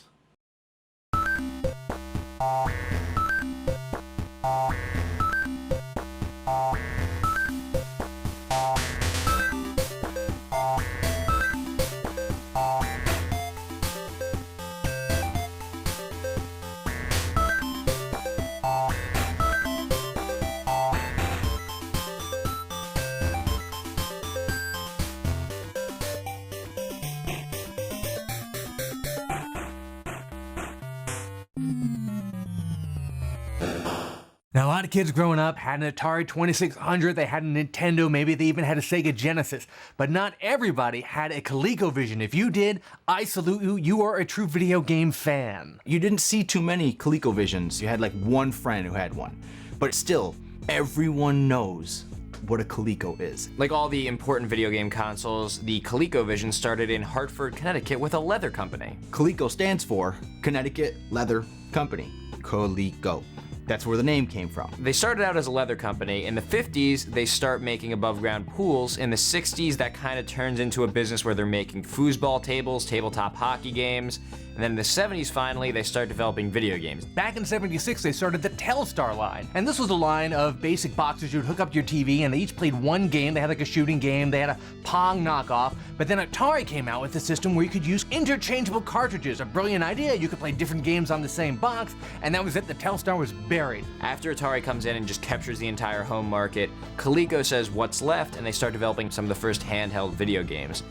The most famous of which was Electronic Quarterback. They also made the solid-state little mini arcade games that people loved. And they had, Pac-Man, Donkey Kong, Space Invaders. Which are great for, taking home, and they're full-size arcade machines if you have any tiny people around. But Coleco was waiting, trying to figure out its next move to get back into the home market in a big way. What nobody realizes about Atari's technology, because there's not that much competition in the video game space, is that it's getting a little old. And Coleco comes in with this brand new system. It's 5 years later technology-wise, which is an enormous amount of time. It's an entire generation of video game consoles. It's the difference between a Super Nintendo and a PlayStation. Even though the Atari 2600 is 5 years old at the time, it doesn't really matter because Atari has so many games and so much money. Atari is the 800-pound gorilla of the video game industry. Any good arcade game that comes along, Atari locks up the rights and puts out the home version. So where's Coleco gonna find an in? They're gonna scour the arcades and find the cult classics that Atari missed. These great games that Atari just never picked up, like Zaxxon, Mr. Do. The other thing they did, which is crazy, they created an adapter that you could actually play Atari games on the Colecovision. Never been done before, never been done since. If you tried to pitch an idea like this today, your lawyer's head would just explode. The last piece of their plan to launch this in a big way, they needed to have a secret weapon, and Coleco's secret weapon was Donkey Kong. In 1981, Donkey Kong is the second biggest arcade game in the world. Pac-Man's #1. And Donkey Kong was made by this real small Japanese company that no one had heard of at the time, called Nintendo. Nintendo wanted to get a home version of Donkey Kong into living rooms across America, and they said, we're a small guy, let's partner with another small guy, like Coleco, and maybe we can help each other out and kind of take a little bit of the wind out of Atari sails. The two small companies at the dance, they see each other from across the room, they lock eyes, and the rest is history. So in July of '82, Colecovision comes out with Donkey Kong, and it happens to be a really great translation of the arcade game. And now bear in mind, this is only 2 months after Pac-Man came out for the Atari 2600, and that was a complete debacle. It was completely terrible, so in one step, they're already making the head guy look bad. Donkey Kong, for all intents and purposes, was the Mario of ColecoVision. The only problem is it was about to throw a barrel at them, and they didn't know it, and they were nowhere near the hammer. Very close to when they were about to launch, they got a not-so-nice call/letter from Universal Studios, and it was the equivalent of a cease and desist. We're on the eve of the launch of the ColecoVision. It's about to come out, and Sid Sheinberg, the head of Universal, hears about it and says, hey, Donkey Kong, King Kong, Gorilla, that's kind of similar. I could probably make money on this. He goes after both Nintendo and Coleco and he says, look, you have 48 hours to provide me with all of the receipts from all of your sales of Donkey Kong related material. And you have to destroy all your inventory and any kind of Donkey Kong related merchandising that you have. And if you don't, we're gonna sue you. Coleco, they were a company that had been around for a long time, but they weren't a huge company. They immediately buckled. But Nintendo, Donkey Kong is just this huge hit for them. It's this huge hit.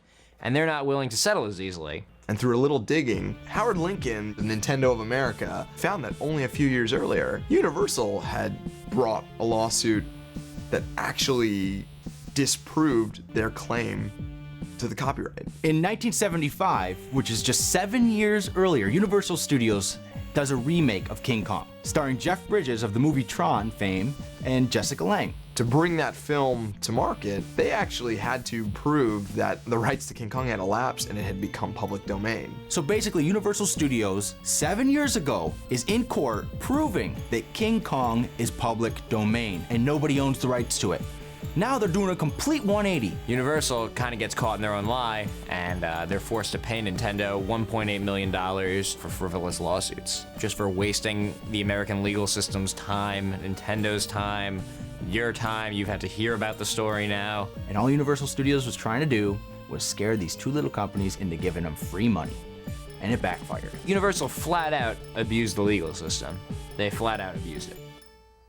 much like Donkey Kong would have used Mario. So thanks to Nintendo, Colecovision comes out with a DK cartridge, it ships with the Colecovision, and now the Colecovision is on its way. And Donkey Kong wasn't the only great game that was going to come out on Coleco. There was Montezuma's Revenge, Miner 2049er, Games like Gateway to Abshai, the first home RPG. Rocky, Popeye, Pit Stop. I mean, the list goes on and on. But unfortunately, they got into the business at exactly the wrong time. 1982 was cool, 1983, that's when the whole home gaming business fell apart. And the big video game crash happened and swept Coleco, Atari, and everyone else off the map. It looked like Coleco was going to be the next big thing. Just kind of bad timing. So after the big video game crash of '83, the public has moved on to personal computers. They don't want anything to do with video games anymore. So Coleco responds with two products. One is a huge success, and the other is a huge failure. Trying to compete with the influx of personal computers and this interest in that, they came out with the Atom. Unfortunately, they were really rushing to get it out the door, and about half the units didn't work. If you have half of your product returned as defective, your name is soiled. You're never gonna recover from that. So that's what happened. The other product was a huge success, something a little low-tech, but the Cabbage Patch doll. The fact that they come up with Cabbage Patch Kids is great. It's a huge success for them. But the problem with having a huge success as a toy is that it's only hot for 1 year. After that Christmas season, people move on. You know, the next year it's replaced by Teddy Ruxpin. In 1986, Teddy Ruxpin's replaced by Laser Tag.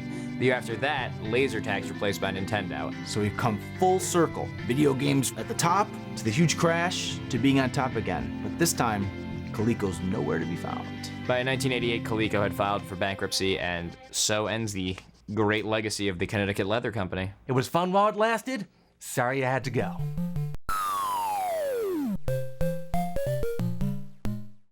Rated E10 plus to T.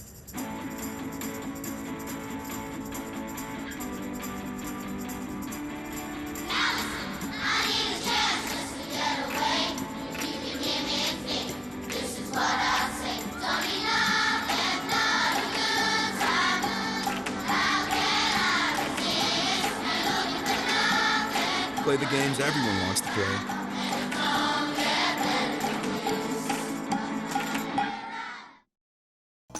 For hundreds of great shows like this one, go to OnNetworks.com.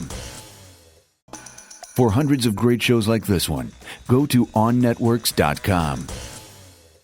Play Value is brought to you by Xbox Live Marketplace.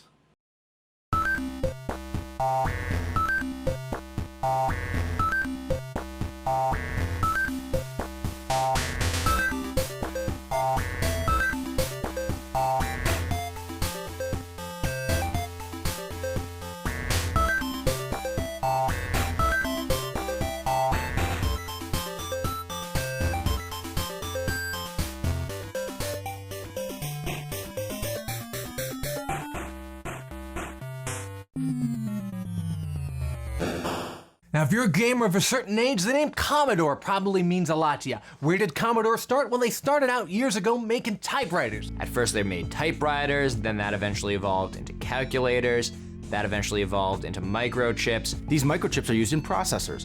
Processors ultimately are used in personal computers.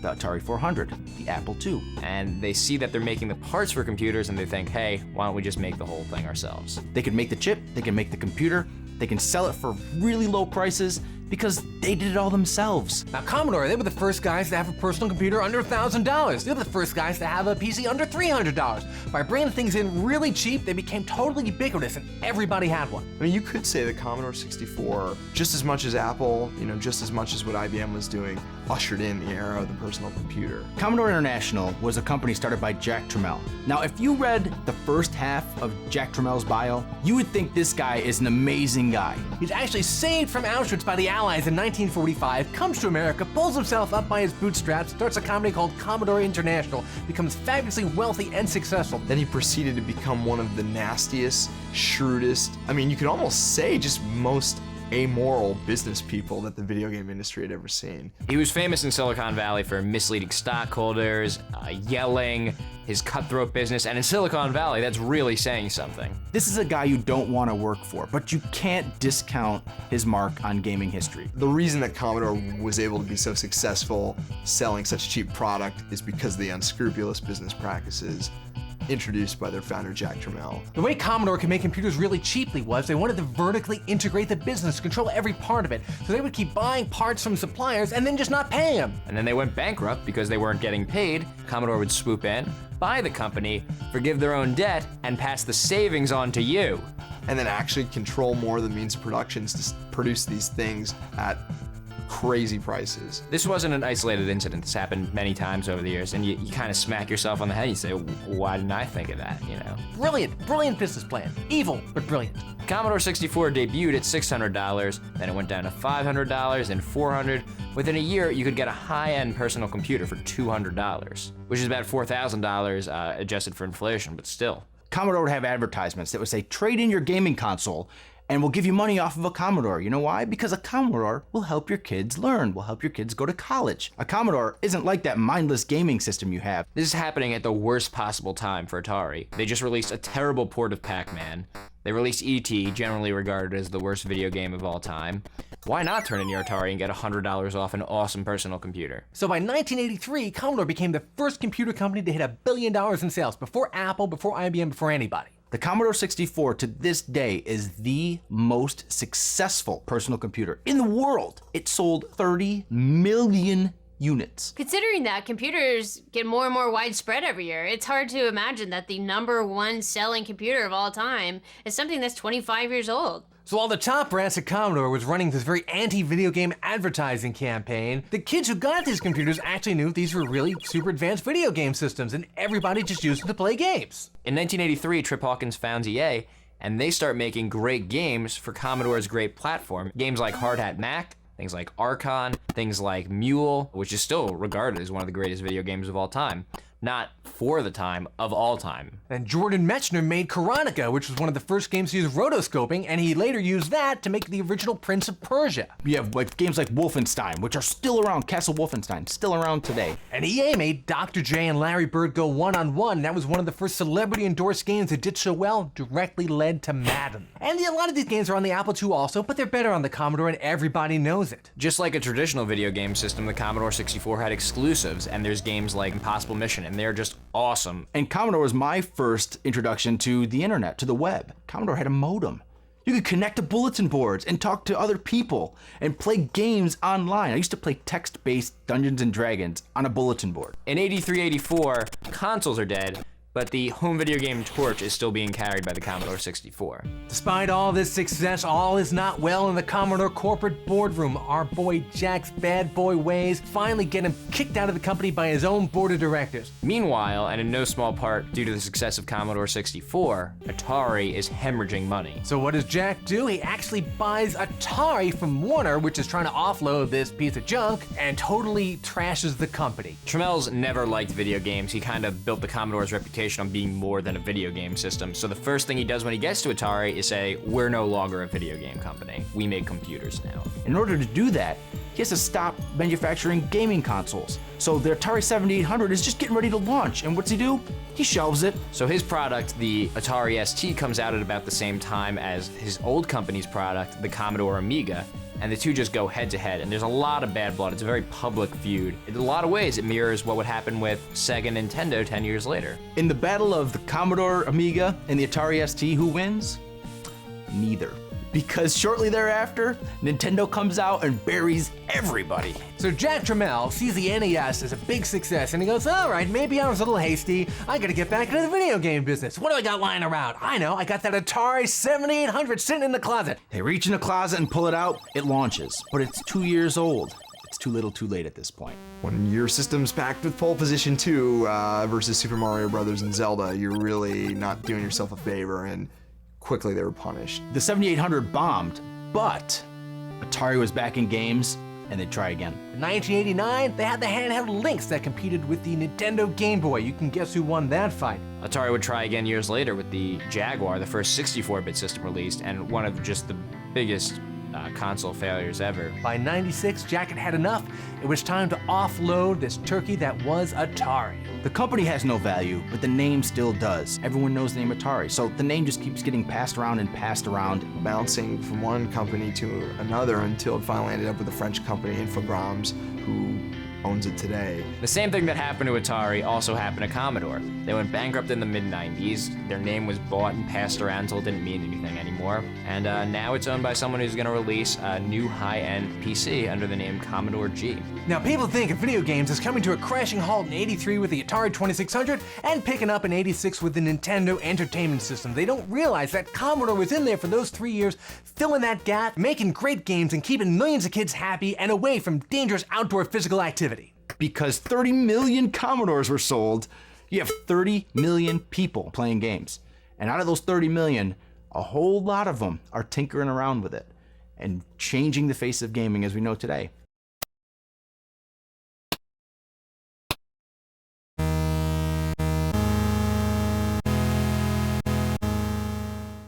Rated E10 plus to T.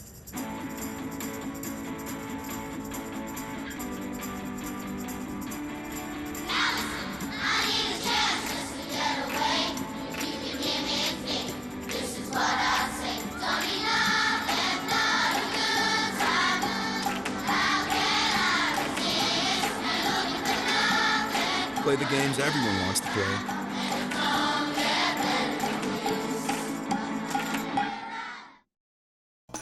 For hundreds of great shows like this one, go to OnNetworks.com. For hundreds of great shows like this one, go to OnNetworks.com. Play Value is brought to you by Xbox Live Marketplace.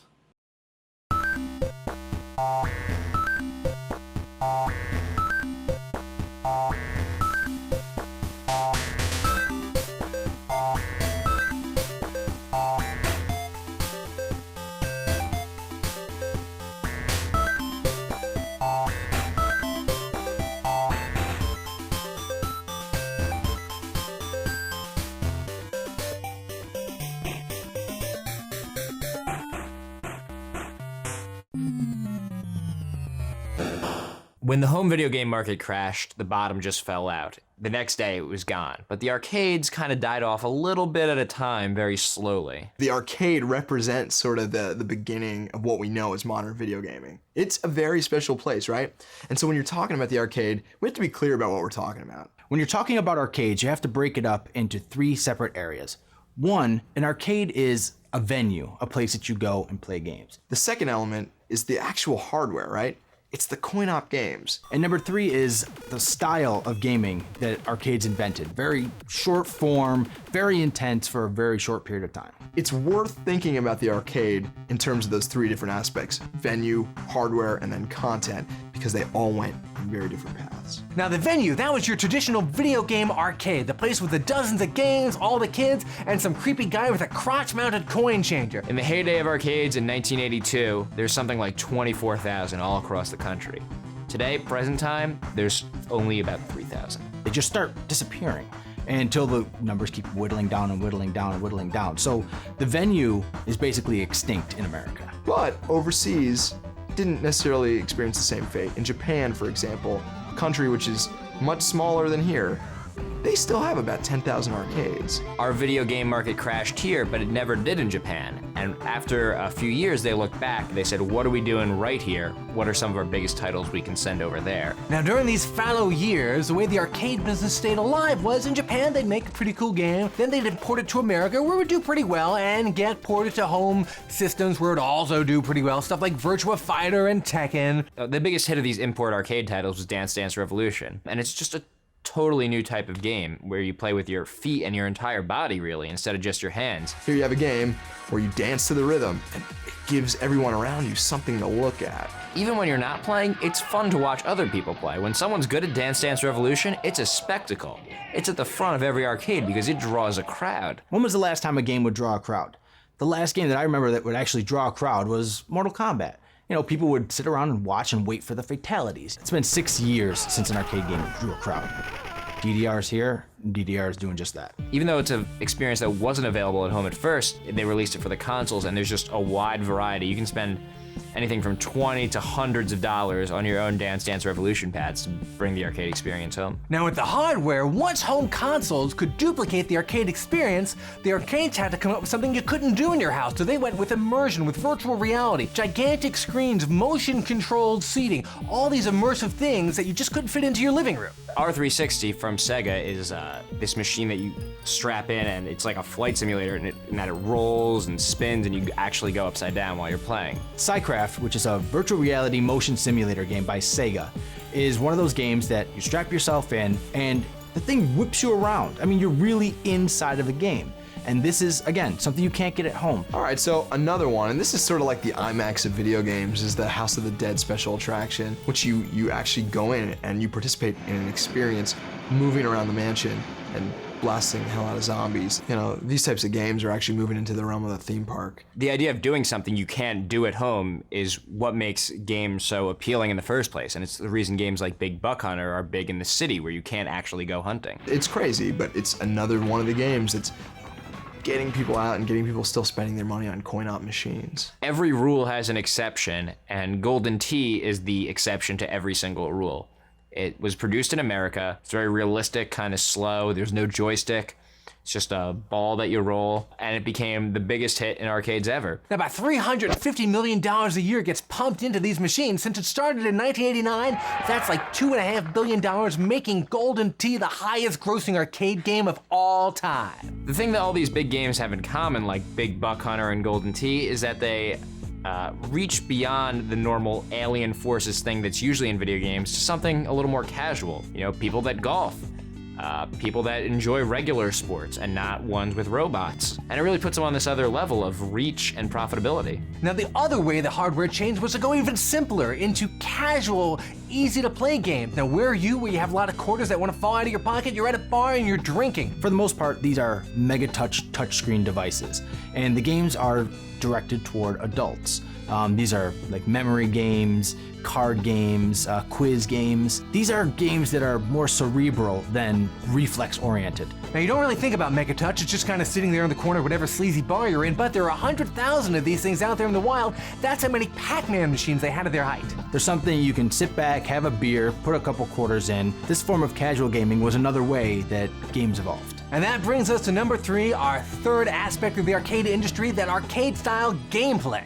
Arcades are responsible for creating short-form gaming, and artistically, it's formed its own genre of games. Because the arcade number crunchers figured out that you needed to put a quarter in every 3 minutes for the machines to stay profitable, so they had to come up with stuff that was quick hit fun, easy to learn, hard to master, a short burst of excitement, really intense strategy, competition, and reflexes. When the home consoles came, and people weren't restricted by the quarters they could put in, game designers could start exploring a little further. They could start making longer games, long stories, long adventures with role-playing elements. One's not necessarily better or worse than the other. They're both very fun, both have many classics. They don't have to really compete, but they are different experiences. Now the biggest casualty of the original arcade downturn was actually the short-form genre of gameplay. There was really no room left for these short, quick-hit games, and they kind of disappeared for a while. The short-form games, I mean, granted, they're not in the mainstream anymore, but there's always been a taste for these games, and you're starting to see them come back more and more these days. Handheld is a great medium for short-form gaming. You know, you're gonna play something that is fun, quick. I'm on a subway, I'm playing, done. You know, on the Nintendo DS, you're seeing some interesting games. I remember a game called Nano Stray, just a fun, you know, top-down shooter. It brought me back to the days of playing like Life Force and, you know, the Gradius series, and I'm just thinking, man, it's so easy and elegant and exciting to play. You just don't want to stop. Ironically, as gaming has gotten more mainstream and more non-traditional gamers get into it, these short-form games are making a comeback right in your living room. With the Nintendo Wii and Xbox Live Arcade, people are taking these quick-hit games and putting them right there in the family room, and they're having fun with the kids, with mom, with dad, with Uncle Charlie. We're coming back to a point where people have had enough of the 40, 60, 80-hour games, and they want something intense and fun that I don't have to worry about saving and developing a character and buying and selling. No, they want to go in, play, and get out. If there's one indicator that the arcade-style game is coming back, it's the fact that people talk about score again. Everyone's obsessed with their high score, and honestly, People just didn't give a crap about it for like 15 years. So while the big arcades themselves may never be coming back, that arcade-style gaming is still around, and that's the important part.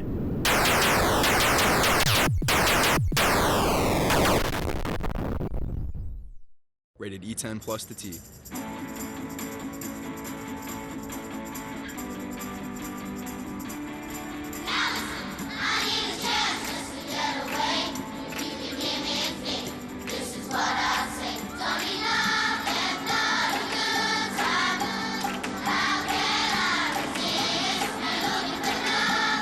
Play the games everyone wants to play.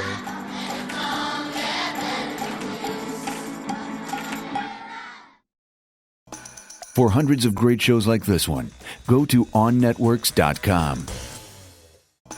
For hundreds of great shows like this one, go to OnNetworks.com. Play Value is brought to you by Xbox Live Marketplace.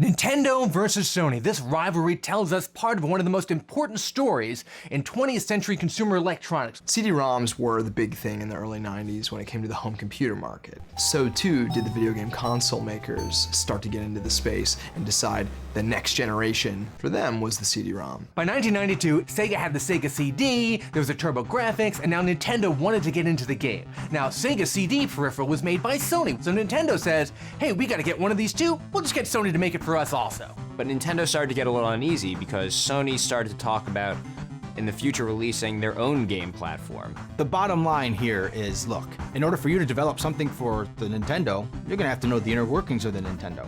And that's kind of an unfair advantage, seeing as how you now know the inner workings of the Sega, the inner workings of the Super Nintendo, and now you're gonna build your own?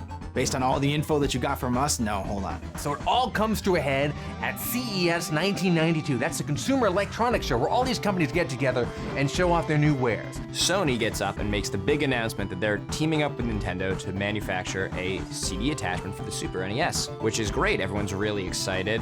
Unfortunately for Sony, the next day, Nintendo gets up there and says, ignore what Sony was talking about. We're actually making the CD thing with Philips. And Sony's left with their jaw dropping. They had no idea. Nintendo didn't tell Sony this. So Nintendo, when they get up on stage and make this announcement, this is a shock to Sony. This really is pretty rude to not tell Sony that you're not going to be working with them anymore and just let them announce it anyway. They intentionally let them humiliate themselves. That's public humiliation. That's shameful to them.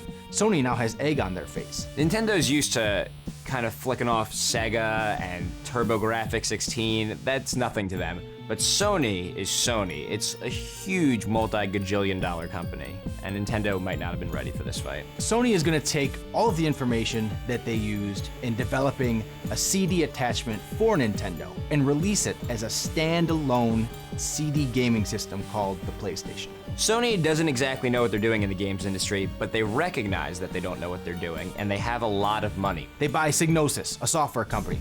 Make us some good games. They go and they buy the old Worlds of Wonder Salesforce, which made Atari a hit, which made Nintendo a hit, which will ultimately make Sony a hit. So after Nintendo gives Sony the big middle finger and says, hey, Philips is gonna make our CD attachment, a year later in 93, the CD attachment hadn't come out. 94, no CD attachment. 95, still no CD attachment. And at this point, there's Windows 95, which is a legit gaming platform. There's the Sega Saturn. Sega's all the way up to the Saturn. They're up to a 32-bit system, and Super Nintendo is still running off 16-bit cartridges. There's no 32-bit Nintendo at this point. So what Nintendo does is they launched the N64, a 64-bit system. Now, it's been 3 years since Sony got left at the altar for Philips. In the fall of 1995, Sony releases the PS1, and the rest, as they say, is history. The PlayStation actually had a pretty good line of launch games for a console with no history. They didn't have a Mario or a Zelda to fall back on. They kind of had to start with scratch, and they did a pretty good job of it. And the kicker of the PlayStation is that it played CDs. So you're not only getting a great gaming console, but it also plays music CDs. This was so successful that Sony's tried this with each iteration of the PlayStation. The PlayStation 2 is a DVD player, when not everyone had a DVD player. The PlayStation 3 is the cheapest Blu-ray player on the market. Meanwhile, Nintendo is still working on the N64. Delays. Takes a whole extra year for that thing to come out, so Nintendo is just stuck playing catch-up. The 64 only launched with 2 games. Mario 64, which is of course a classic, and then Pilotwings, which is kind of take it or leave it. 2 games though, that's it. Now usually when a video game console comes out, it takes about a year before the good games really start rolling out for it. So when the PlayStation had its 1-year anniversary, they had games like Tomb Raider and Resident Evil. So by the time Nintendo reaches that point and starts getting solid third-party titles like, I don't know, maybe you've heard of GoldenEye, Sony has already reached the next level. And they're releasing sequels to their classics that improve on the originals, like Tomb Raider 2, Resident Evil 2, Castlevania Symphony of the Night, just amazing, amazing games. No matter what happens, Sony's always gonna have that year head start on Nintendo. Everyone's making games for it, and the reason why is it's on CD. It holds more, it's cooler, it's cheaper. It's just a wildly different medium. There's trade-offs, you know, there's load time, but you can store hundreds of times more than you could before. Nintendo decided to stick with cartridges on Nintendo 64. They didn't go with CD-ROMs like everyone else was. They insisted that games be cartridge-based.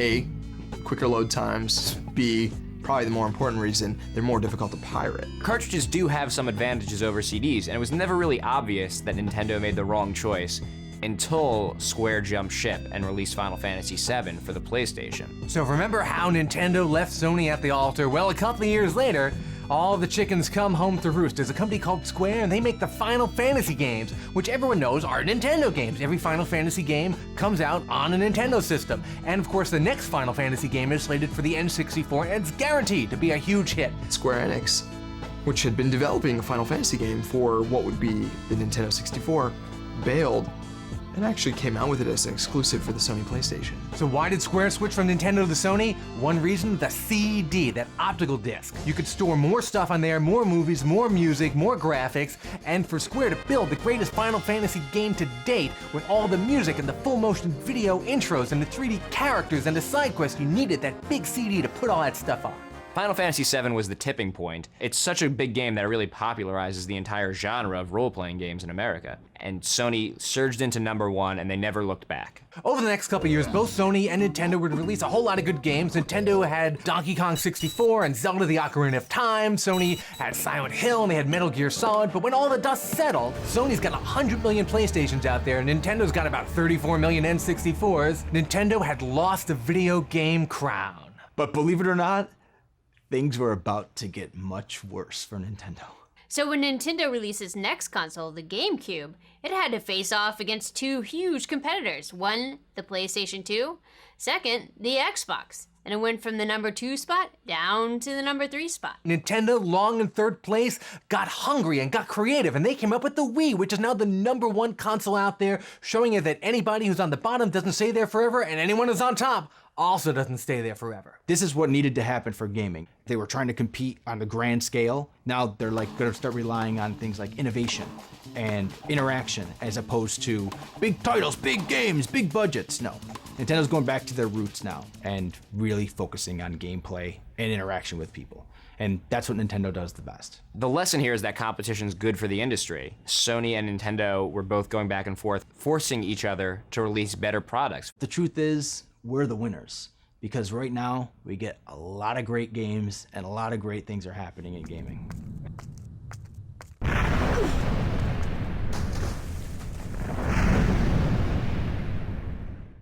Rated E10 plus to T.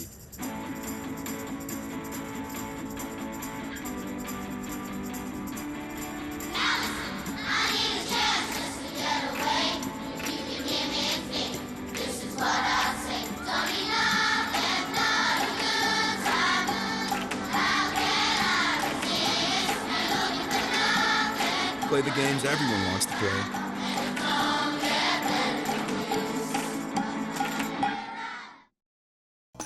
For hundreds of great shows like this one, go to OnNetworks.com. For hundreds of great shows like this one, go to OnNetworks.com.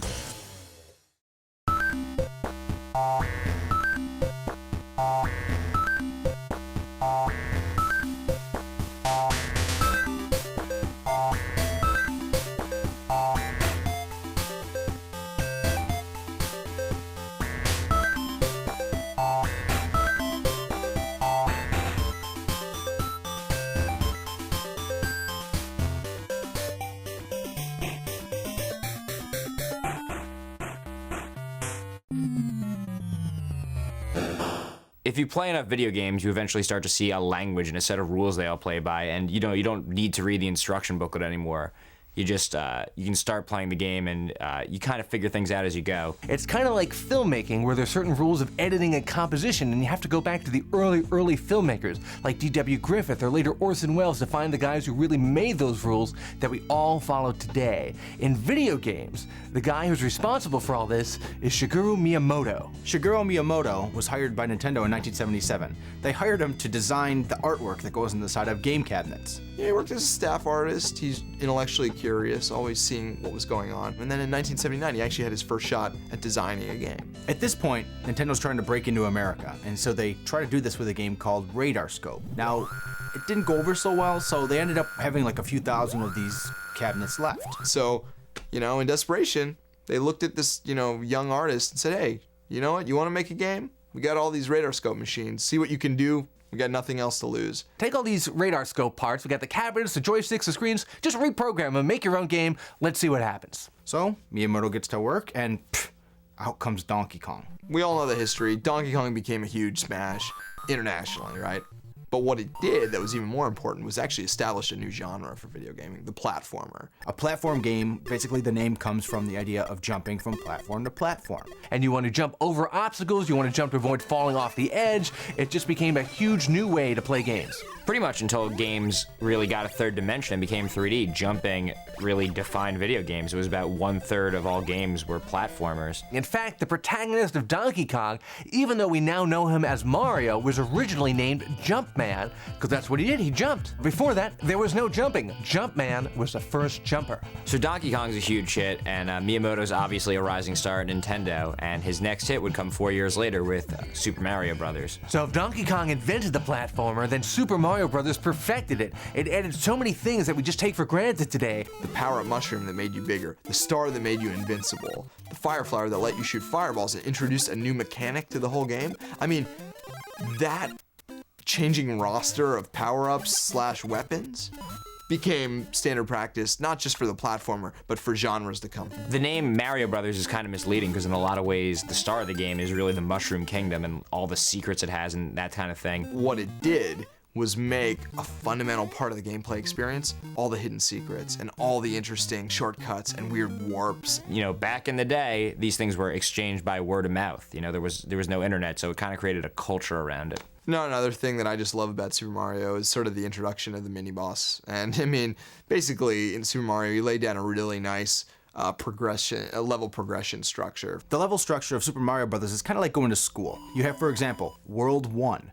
And then within World 1, you have levels 1, 2, 3, and 4. And at the end, boom, you have a test, a mini-boss. The mini-boss basically tests everything that you've learned within that world. The final exam is the big boss, the lead bad guy at the end of the game, which is pretty much the culmination of everything you learned all at once. I mean, there had been mini-bosses and incremental obstacles and, power-ups of different sorts across games, but no game up to this point had brought all those elements together and tied them together in this perfect, completely realized packaging. It's hard to imagine topping the success of Donkey Kong, but if any game did it, it's Super Mario Bros. And it's hard to imagine topping the success of Mario Bros., but he did it again with Zelda. The biggest innovation that Zelda brought is that it drew a big fat line between the arcade and the home. Nintendo was no longer going to try to recreate the arcade experience in the home. They're now going to create a completely new experience that the arcade can't create. During the course of the game, you could actually build up your character. You could get bigger weapons, you could buy and sell stuff, you could find new equipment. You had to use a big map, you had to manage your inventory, you could walk around and talk to different characters. You could just wander around for hours and not fight anybody and not die and just explore this fantastic, gigantic world that Miyamoto had created. The game experience was so big in The Legend of Zelda that it introduced a new revolution to video gaming, which was the inclusion of a battery save in the cartridge. Play for a couple hours, save your progress, turn it off, come back to it. This was a new kind of experience. Zelda could never have been done in the arcades. Now, the other revolutionary thing about Zelda was that there was no score. You weren't trying to get the high score, you were just trying to complete the story. So out of all these new features, the absence of a score was that definitive line between the arcade and the home. Miyamoto had these astounding successes early in his career, and he just continued to follow them up with some of the most amazing games that the industry had ever seen. Every year, he would crank out new additions to these franchises. Zelda 2, Zelda 3, Mario Kart, Super Mario Bros. 3, Donkey Kong Jr. So every year, these would be the best games of the year, and everyone else was just trying to play catch-up. So it's not that Miyamoto was the only good game designer at the time. Sega had Yu Suzuki, who was also an excellent game designer, but he was just one that had the most influence. When Miyamoto had a hit, it changed the face of the industry. Miyamoto's games have basically defined 2D gaming for 15 years. Then 1996 comes along and he defines 3D gaming with Mario 64. The big addition to Super Mario Bros. 64 was the introduction of a third-person point of view. But it wasn't a static camera. That camera would move, give you different angles. You're in a three-dimensional world now. You really need to be able to take advantage of all 360 degrees. Mario 64 is the first game to use an analog control. You couldn't really play Mario 64 with just up, down, left, and right. There were 360 degrees, so it needed a greater range of control, and that's where the analog pad came in. The rules of 2D are very, very different than the rules of 3D, and that's why so many 2D to 3D conversions don't work. Miyamoto made it work. Now, before Super Mario 64 came out, there were 2D games, and there were some pretty primitive 3D games, and some people liked the 2D ones, some people liked the 3D ones, but when you saw Super Mario 64, that just put the nail in the coffin of 2D games. Everyone then knew that the future of gaming was 3D. After the success of Super Mario 64, Miyamoto went on to, of course, release a number of hit games: Zelda Ocarina of Time, Majora's Mask. You know, he's still raising the bar. Ocarina of Time is one of the most popular, if not the most popular Zelda game. It's pretty often considered the greatest game of all time. You know, after 1999, Miyamoto basically went from being a game director to, being one of the big guys, who's basically overseeing, Nintendo's entire creative output. But he recently rolled up his sleeves again and worked on Mario Galaxy, and of course, wins more Game of the Year awards, more critical acclaim. He is the one person that will go down in gaming history as, the greatest who ever lived. He's been involved in more than 83 games. He was the very first person inducted into the Video Game Hall of Fame. Miyamoto's the first person elected to the Video Game Hall of Fame, but without him, there probably wouldn't even be a Video Game Hall of Fame. He's influenced the video game industry more than any other person. I mean, the guy's from the future. I don't think anyone knows that, but he is.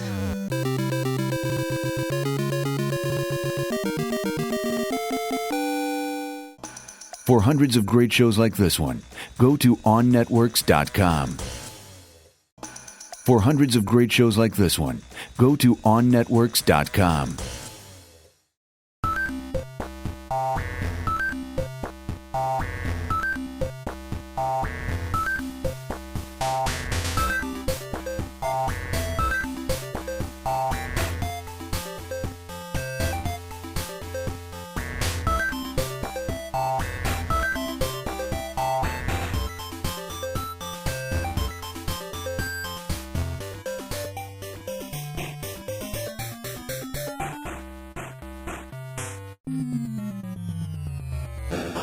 Now, if you want to be in the video game business from like the late 80s to the late 90s, you need one thing. You need a killer mascot. A mascot game was kind of a company's flagship product, and they would work very hard on it, and there wasn't a company or a console that wasn't making these types of games. If a company has created a mascot that is just, world famous, Mario, for example, now you have a built-in celebrity endorsement. People reference it in pop culture. You'll see it pop up in maybe a music video. You'll see it pop up in the news. So building up a mascot was another way for gaming companies to get their message out there without spending dollar for dollar on advertising. And unlike a real-life celebrity, a video game mascot is not going to want to renegotiate his contract, he's not going to refuse to do a fast food promo, and you're not going to find him in a sleazy hotel with a dead hooker and a pile of coke. Pac-Man was probably the first video game mascot, because before that, there were no recognizable characters for games. It was, you're a ship, you're a guy, you're a car. It was never that you were a person with a name that can be synonymous with a company. So Namco made Pac-Man in 1980, and it was originally called Puck-Man, but they changed the name when they brought it over to the United States because they were worried that vandals would change the P to F and get Man. Hey, this is my favorite game, Man. Man, that's a great game. Because video gaming was so new in America, when you saw the image of Pac-Man, it was the mascot for all video games. So Pac-Man wasn't as easily identifiable with the company that made it. But the concept was there for a mascot.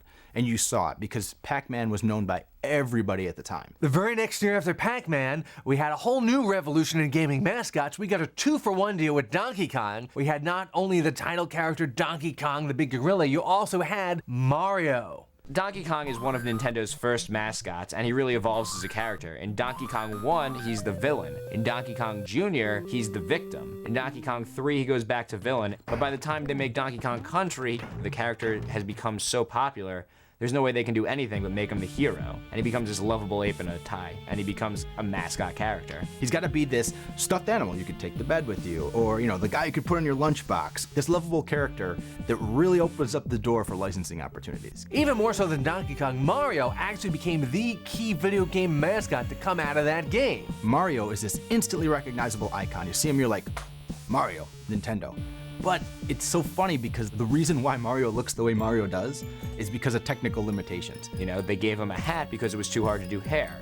They gave him a mustache because it was too hard to do a mouth. They gave him a big nose because they hate Italians. Mario has overalls on because the overalls could be different color than his arms, so you can see the arms move. And the name Mario actually comes from the landlord of the building that Nintendo of America was housed in back then. They thought this kindly old Italian guy kind of looked like their character and said, that guy's name is Mario? Our guy's name is going to be Mario. Mario and Luigi basically initiated a Cold War among game makers to create the most lovable mascot that game players would identify with your company. And that led to a bunch of fun things like Ubisoft having Rayman, Hudson Soft with Bomberman, Capcom has Mega Man. I mean, the list goes on and on and on. SEGA started out with Alex Kidd, kind of a weird monkey boy kind of guy, and they put him in like half a dozen games or so, but he never really took off. And then the heads up at SEGA were like, this doesn't work. We got to come up with a new mascot. And they came up with Sonic the Hedgehog, the Pepsi to Mario's Coke. Hence was born a legend. Mario kind of grew organically into the icon he was. Sonic, on the other hand, was very deliberately designed from the get-go to be as popular as possible. They just put together all the different elements they thought would be successful with the kids, and they made him blue, they made him edgy, they made him kind of wacky, they made him sort of anti-authoritarian, but still in a very sort of safe, controlled, corporate kind of way. If you look at Mario, you might not think he was made in the early 80s, but if you look at Sonic, there is no question what era that guy came from. He reeks of the mid-90s. He's got a very extreme attitude. He's very cool and radical. A lot of parents wouldn't let their kids play Sonic because it was too extreme, and it was so radical they were afraid that he was going to overthrow the government. But the game was good. That's the key. If the game is good, the mascot can take off organically. And they put him out and released him, and because the game was good, Sonic took off. The original Sonic games are so classic that even though there hasn't been a good one in over a decade, people still talk about the character and still await his new releases. That's how good the 16-bit Sonic games were. So the other company that was competing against Sega and Nintendo was TurboGrafx-16. Their mascot was Bonk. Instead of jumping on people like Mario or being very fast like Sonic, he's got this enormous noggin and he hits things with it, and it's actually a really good game. So TurboGrafx-16, seeing the success of the edgy, cool character Sonic the Hedgehog that Sega released, decided, you know what? We're gonna go that route too. They took Bonk and they sent him into the future where he became a hip, radical, extreme cyborg named Zonk. So what Sonic did was basically open the door for all these companies to introduce mascots that were cool, hip, edgy, and or furry animals. Atari had a sub-company called Tangana. They had Awesome Possum. Awesome Possum.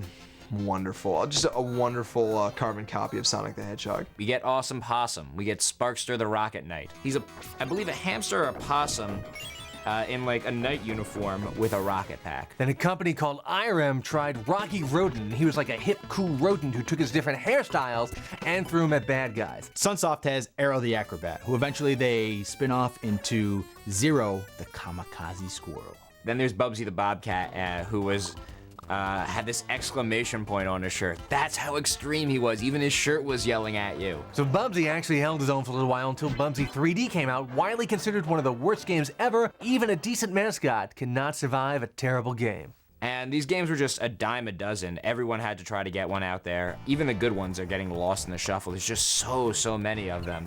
Zero the Kamikaze Squirrel, that was a thing.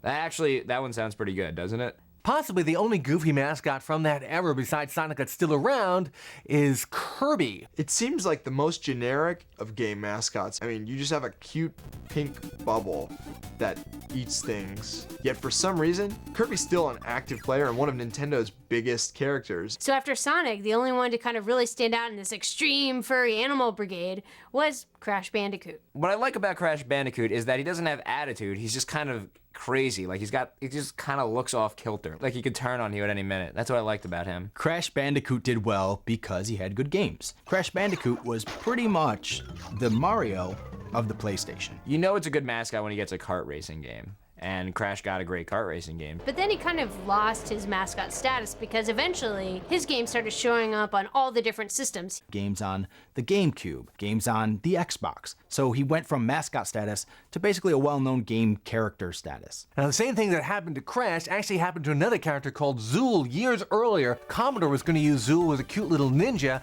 on their Commodore Amiga. And the problem with Zool is that Commodore didn't own him. So just like Crash Bandicoot, they started licensing him off to other systems, which, makes good business, but doesn't make a good mascot. It makes a lot of sense why video game companies gravitated toward easy, colorful, cartoonish mascots. And the primary reason for that were the graphical limitations at the beginning of games. Since the level of realism is a lot better in games now, you don't have to use a pixel for Mario's mustache. You can make a real mustache where the hair actually waves as you're running into the wind, so there's no reason to do these cartoony figures anymore. It used to be that all you could get was cartoon characters. Now we have the technology where you can make people that really look like people. By the end of the 90s, the great mascot race kind of ground to a halt. What happened was, as gamers were getting older, they wanted more mature, more complex, more involved games, and a little furry animal just wasn't cutting it anymore. The consoles were marketed at an older and older audience. Nintendo was kind of a child's toy, whereas PlayStation 3 is a legit high-end adult gizmo with,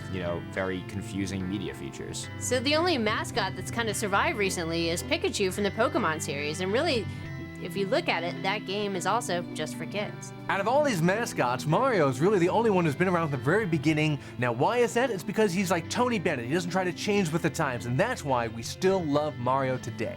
Mario is a lot like Mickey Mouse. Mickey Mouse can have a cartoon that takes place in the 1400s, then another one that takes place present-day Christmas time. In the same way, Mario can play tennis one game, save the princess in another, and then race in another. He can be a boxing ref. He kind of fits into all these things. Unlike some of these other characters, which are just front-loaded with too much attitude and too much backstory, and then they just don't fit.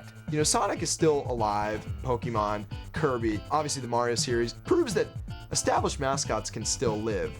But companies' willingness to engage in the space in that way has not been the same. The mascot fad was just that. It was a fad. And it's over. But, like most fads, it was fun while it lasted. R.I.P. mascots. R.I.P.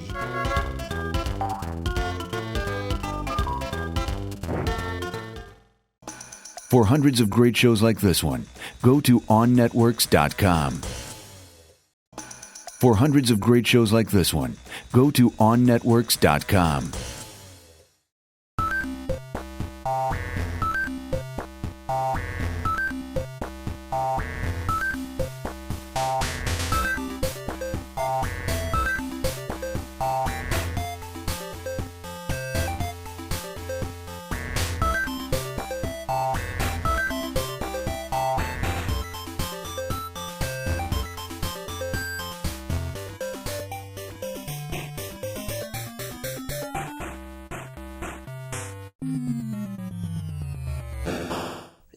Like the comic book, or like early sports, video games have traditionally been thought about as a guy's medium. When most people think about video games, they associate it with the dude. Even larger than video games, just new technology is usually associated with men, and it kind of came out of computer programming. I'm gonna go out on a limb and say guys have traditionally loved working with machines, getting their hands on, re-engineering, tinkering with things. So, in the 50s, what they had to work with, they had their cars, they had big pieces of hardware.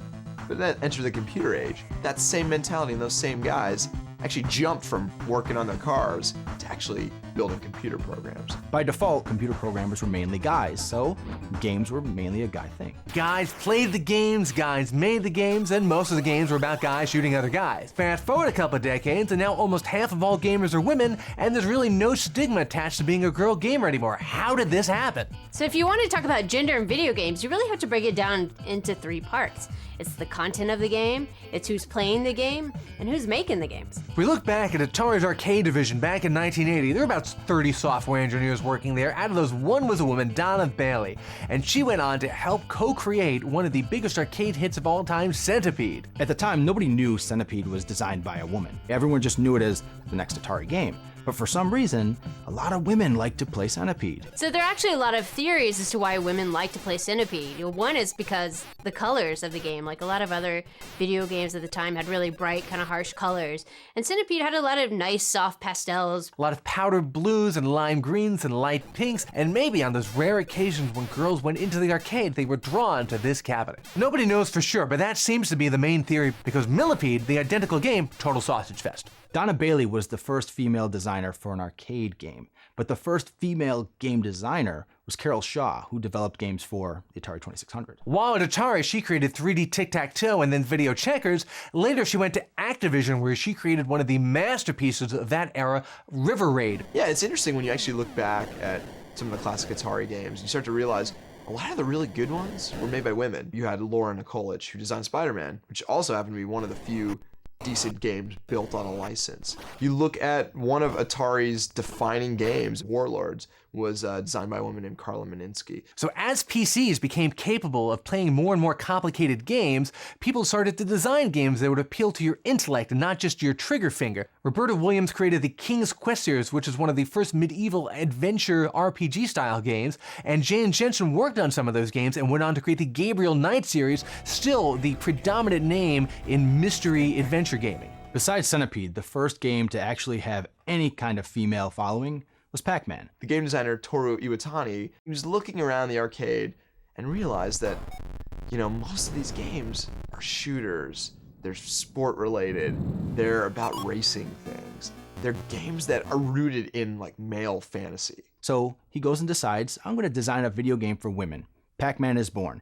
And as you look at Pac-Man, you realize, it's more of a game of tag than it is killing things. It wasn't like the bad guys were real bad guys. They're colorful characters with big eyes. It's not like a bomb's gonna go off and destroy the world. It's eating and it's playing tag. You just kind of drove Pac-Man around with the joystick, but you didn't press any buttons to shoot or fire or kill anything. So even if you weren't really used to playing video games, you could just really go up and start playing it right away. Women helped Pac-Man become the #1 game in the world. And so they said, shoot, let's follow that up. So they introduced Miss Pac-Man. Here you actually had the first game that let you play as a female protagonist, in addition to the fact that it was already built on a game mechanic that women loved. And not only is it starring a woman, are the colors more feminine, but there are cutscenes. And what happens in the cutscenes? Pac-Man meets Miss Pac-Man, boy meets girl. They get together, they get married, they have a baby. It was the inclusion of more specifically female elements, the inclusion of a female protagonist, this narrative that actually led Ms. Pac-Man to become the biggest selling arcade game in history, more than 115,000 sold. So the lesson here is if you make a game targeted toward women, you're guaranteed to have a big hit.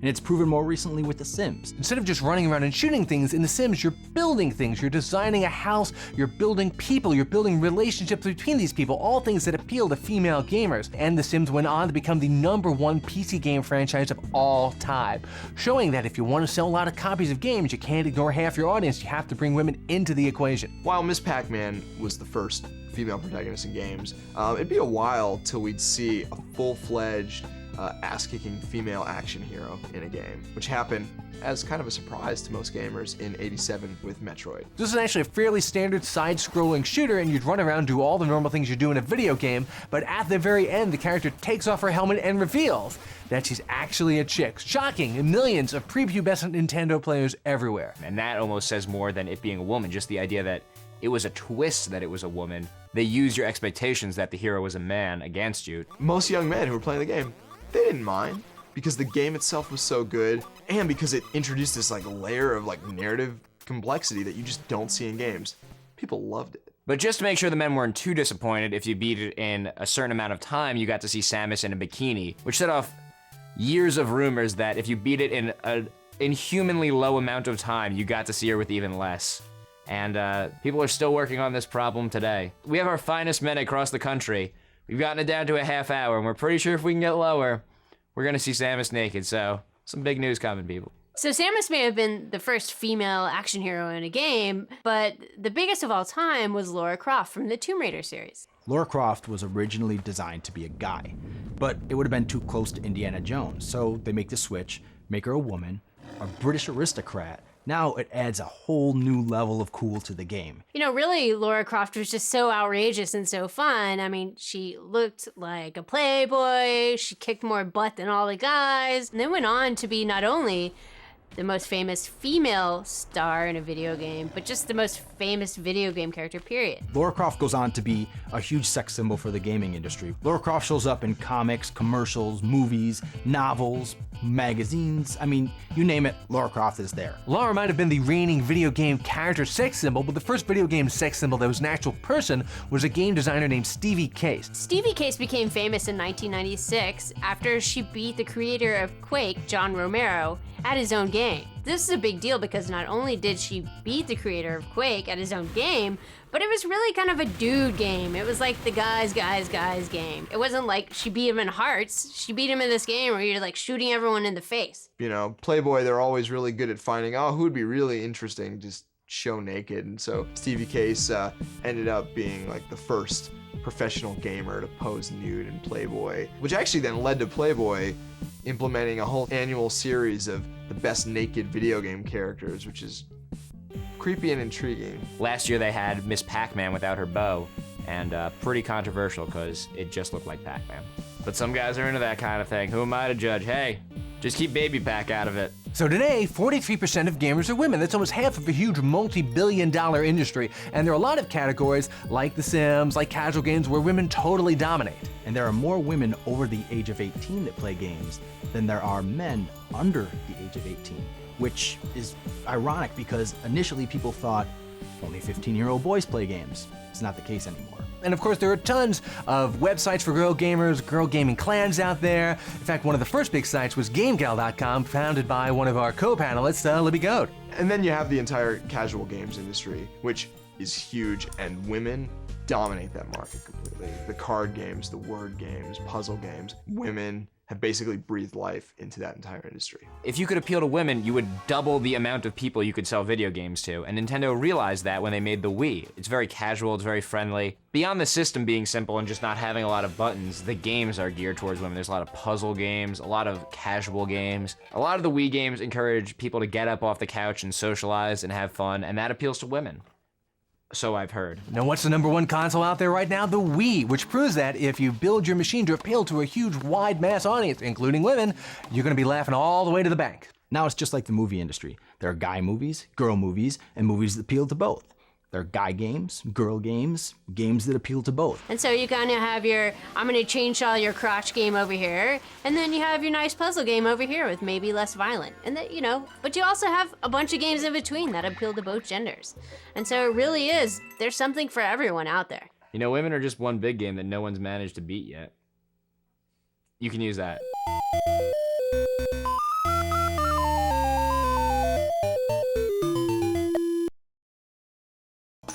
For hundreds of great shows like this one, go to OnNetworks.com.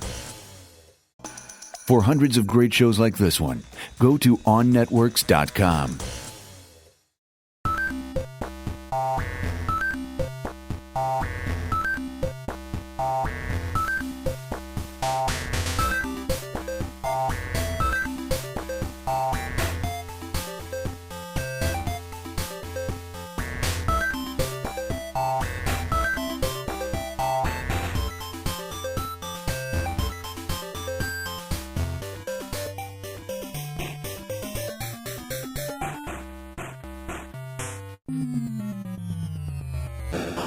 Video game designers haven't really enjoyed the notoriety of like film directors or musicians yet. Even though what they do is in art, they're never really household names. Even though the gaming industry makes more money than even the movie industry, the guys who actually design and create the games just aren't very well known. They're not rock stars. The two guys who came closest to being rock stars, however, are John Carmack and John Romero, the two Johns. You know, they're not quite household names, but they did kind of live a rock and roll lifestyle, or the video game equivalent of that. So between John Romero and John Carmack, you basically had two sides of the game designer coin. On one side, the John Romero side, you had the creative visionary. On the other side of the coin, you had John Carmack, who basically represents the brain, the programming mind. You know, and to make a good game, you have to have someone with a great idea, a great vision, and then you have to have someone who can code that great vision and turn it into a reality. Now, John and John originally made a company called Softus. It was a company that made PC games. Now, back in 1990, John Carmack had figured out a way to recreate the kind of smooth side-scrolling action of Nintendo games on a personal computer. The most popular platformer at the time, and probably of all time, is Super Mario Bros. 3. So Carmack kind of took it apart and reverse engineered it and put it back together on a PC. And then they took it to Nintendo and said, hey, you know, you can take this hit game you have on the consoles and bring it to a wider audience. And Nintendo said, yeah, thanks, and they just closed the door in their face. I mean, Nintendo had no intention of taking its games off of its systems. It's not a complete loss, though, because they take the technology they've developed and create Commander Keen, which was the first 2D scrolling platformer for the PC. So then the two Johns took their Commander Keen money and started their own company. They called it id Software, and they started playing around with 3D stuff. They had Catacombs 3D, Hover Tank 3D, stuff that was really just a toe in the water of modern 3D gaming. They were both exercises that were leading up to something much bigger, which they completely dropped on the world in a big way in '92 with Wolfenstein 3D. Catacombs and Hover Tank are great, but Wolfenstein takes what they've learned from those games, improves on it, and then puts it in this Nazi-killing shell. And it's just a huge hit, and everyone can't get enough of it. Back then, the concept of having a first-person point of view, of going through a 3D maze, of having different weapons, of fighting vaguely realistic characters, even speech synthesis, this was all brand new stuff, and it spawned a billion-dollar industry. It single-handedly established the first-person shooter genre. You know, you're hunting down Nazis in this like mystical quest, just this ridiculous, over-the-top, but like balls-out, pulp novel-inspired story that Romero brought to the table. Also started to lay a framework for what the basic story types and what the basic vernacular of the first-person shooter was going to be. Wolfenstein's not the original first-person shooter, but Mario's not the original platformer. But they're the games that kind of define the genres and set the rules. They're milestones. So these guys worked really well in tandem.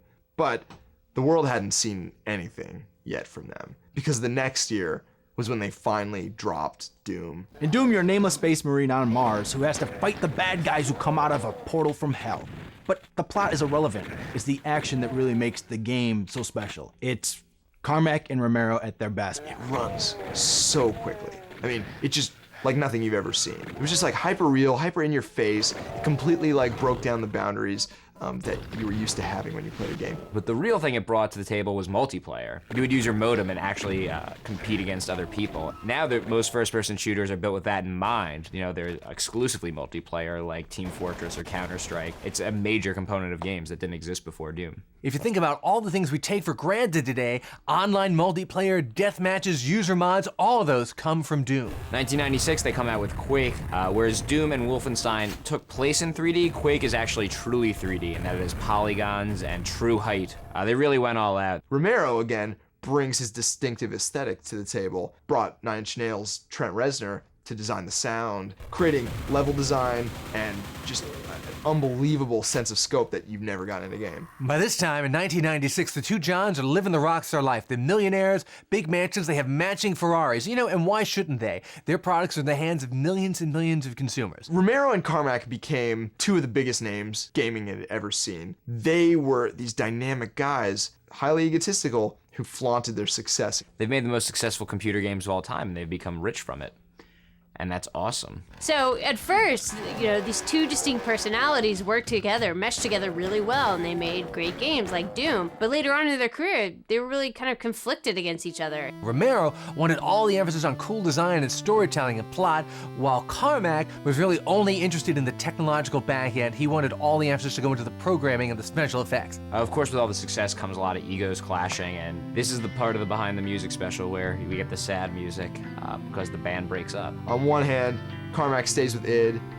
The other, Romero, goes off to start what he promises is going to be a company that will radicalized the gaming industry, Ion Storm. He set his company up on the 54th floor of the prestigious JP Morgan building in Dallas. They had a big movie screening studio in there. They had a huge 10-foot wide marble version of their logo right when you walked into the office. They had arcades. They had solid oak furniture. Their offices are a tribute to excess. Once Romero was free of id, he focused all his attention into Ion Storm and one game in particular, Daikatana. So Daikatana was supposed to be John Romero's dream vision of the perfect video game. If Quake had 7 weapons and 10 different monsters, well then Daikatana was going to have 25 weapons and 64 monsters spread across 4 different time zones. You know, he focuses on this excess in the way he makes the company, but also in his games. And instead of doing something new, he just makes it bigger. Instead of 7 weapons, there's 100 weapons. But that's not what makes the game good. I mean, if you look at Portal's a game with 1 weapon. It's not about having just 1,000 minor variations on a machine gun. And he kind of loses sight of that. So for Daikatana, the hype machine was in full effect. Romero was in Time and Newsweek talking about the game.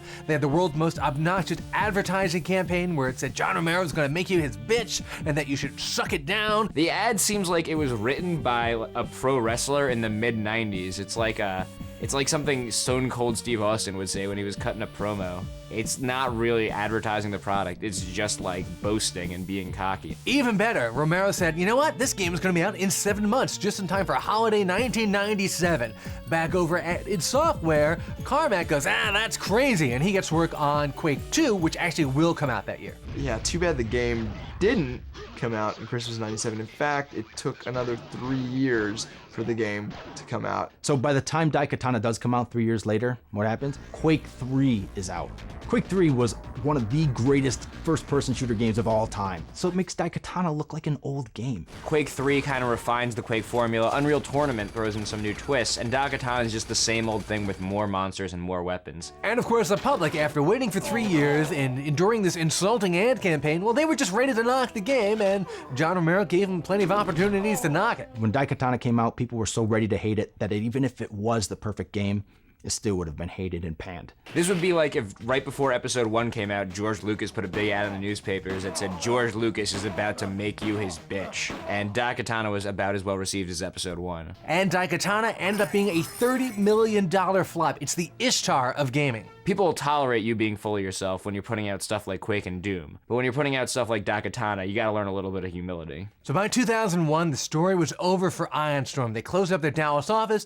John Romero left his head hanging in shame. Now since then, he's kind of hung around the periphery of the game industry, consulting on a couple of games here and there, but not really doing anything that notable. You know, recently he was working on some mobile games. He worked at Midway for a brief stint working on the last iteration of their Gauntlet game. But nothing that really lives up to the legacy he established with Doom, Quake, and Wolfenstein. So John Carmack is still at id, still cranking out sequels to Quake and Doom every couple of years, and the games are fairly well received, and Carmack has continued to make progress in better graphics and new technology behind shooters, but without John Romero, the yin to his yang, it's like breaking up John Lennon and Paul McCartney. They continue to do some good stuff, but they don't have the same magic they did when they were together. So a lot of these stories you hear about, great partnerships splitting up, they usually at least talk in the end, but the two Johns don't talk. We anxiously await the day where Romero will triumphantly return and once again force us to suck it down.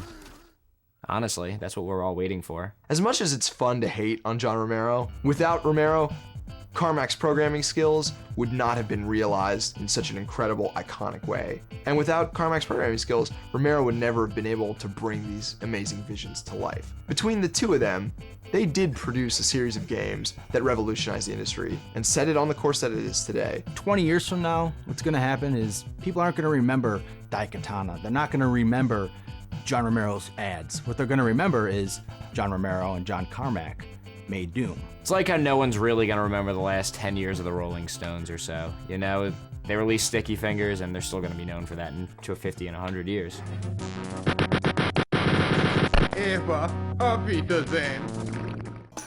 For hundreds of great shows like this one, go to OnNetworks.com. For hundreds of great shows like this one, go to OnNetworks.com.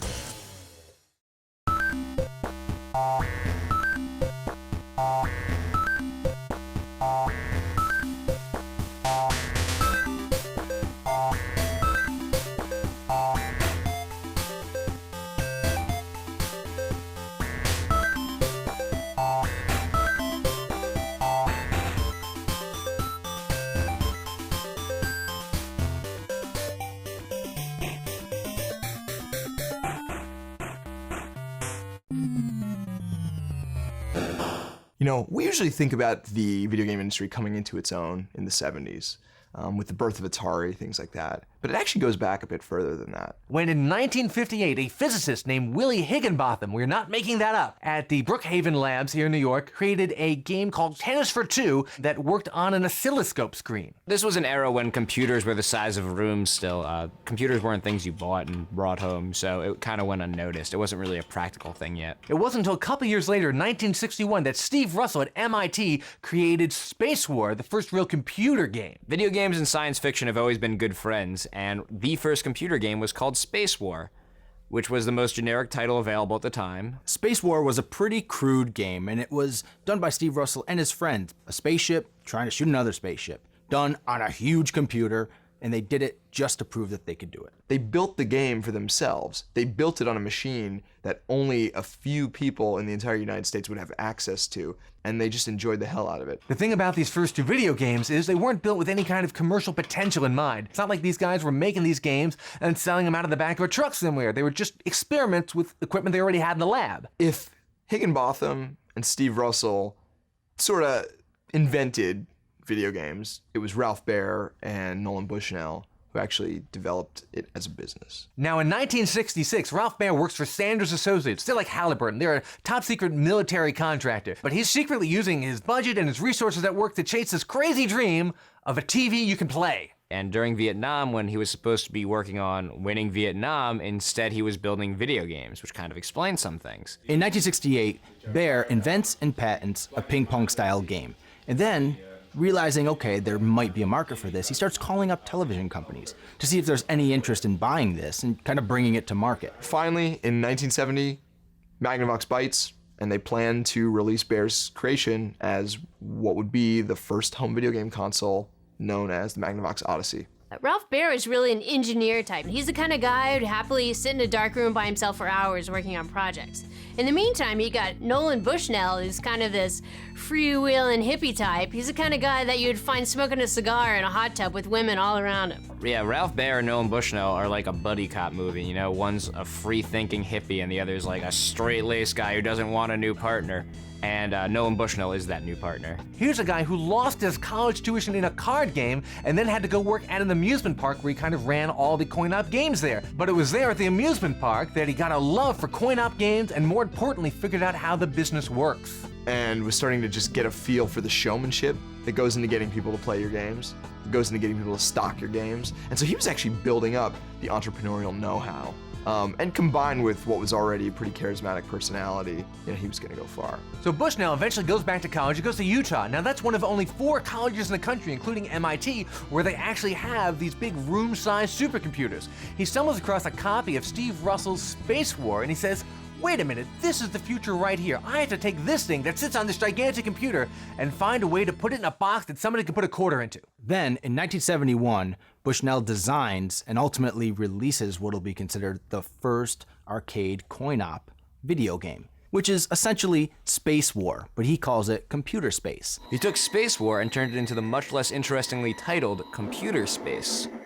Really, that is a much worse title. To take the word war out, he replaced the wrong word. He ships it out to bars and, bowling alleys, things like that, and the game tanks. Nobody plays it because it's too complex. I mean, it was a physics simulation, which you had buttons that would increase your left thruster and your right thruster. It wasn't an immediately intuitive game for just anyone to get into. So the game doesn't do spectacularly well, but the idea is planted. Bushnell goes on to say, I've got to start a company to make more of these games. Thus is formed Atari. Now it's 1972. Magnavox is taking the Odyssey around, shopping it at like trade shows and private screenings and things like that. And Bushnell gets to see it.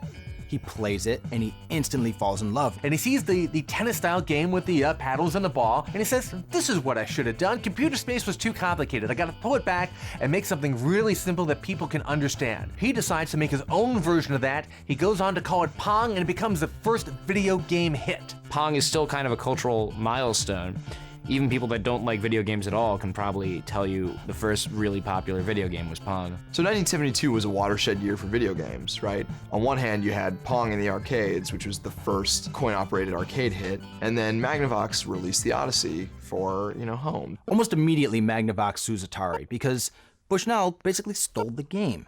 And Magnavox knows this, and Magnavox is like, look, Atari, we have patents for the ping pong style game, and we have patents for the first TV game. It's been disputed, for years. Nolan Bushnell has always said, oh, I never saw that table tennis game they were working on. But it's funny, he signed the guest book at, one of these private showings, which would later come back to haunt him. But back then, nobody really saw video games as being a multi-billion-dollar industry, so they settled out of court and Atari agreed to pay Magnavox basically a small licensing fee. So after the settlement, Bushnell and Baer finally meet. It's like they meet, shake hands, pleasant meeting, and then pretty much walk their separate ways. So the two men went in their different directions, as did their separate projects. The Magnavox Odyssey tanked, and Atari took off.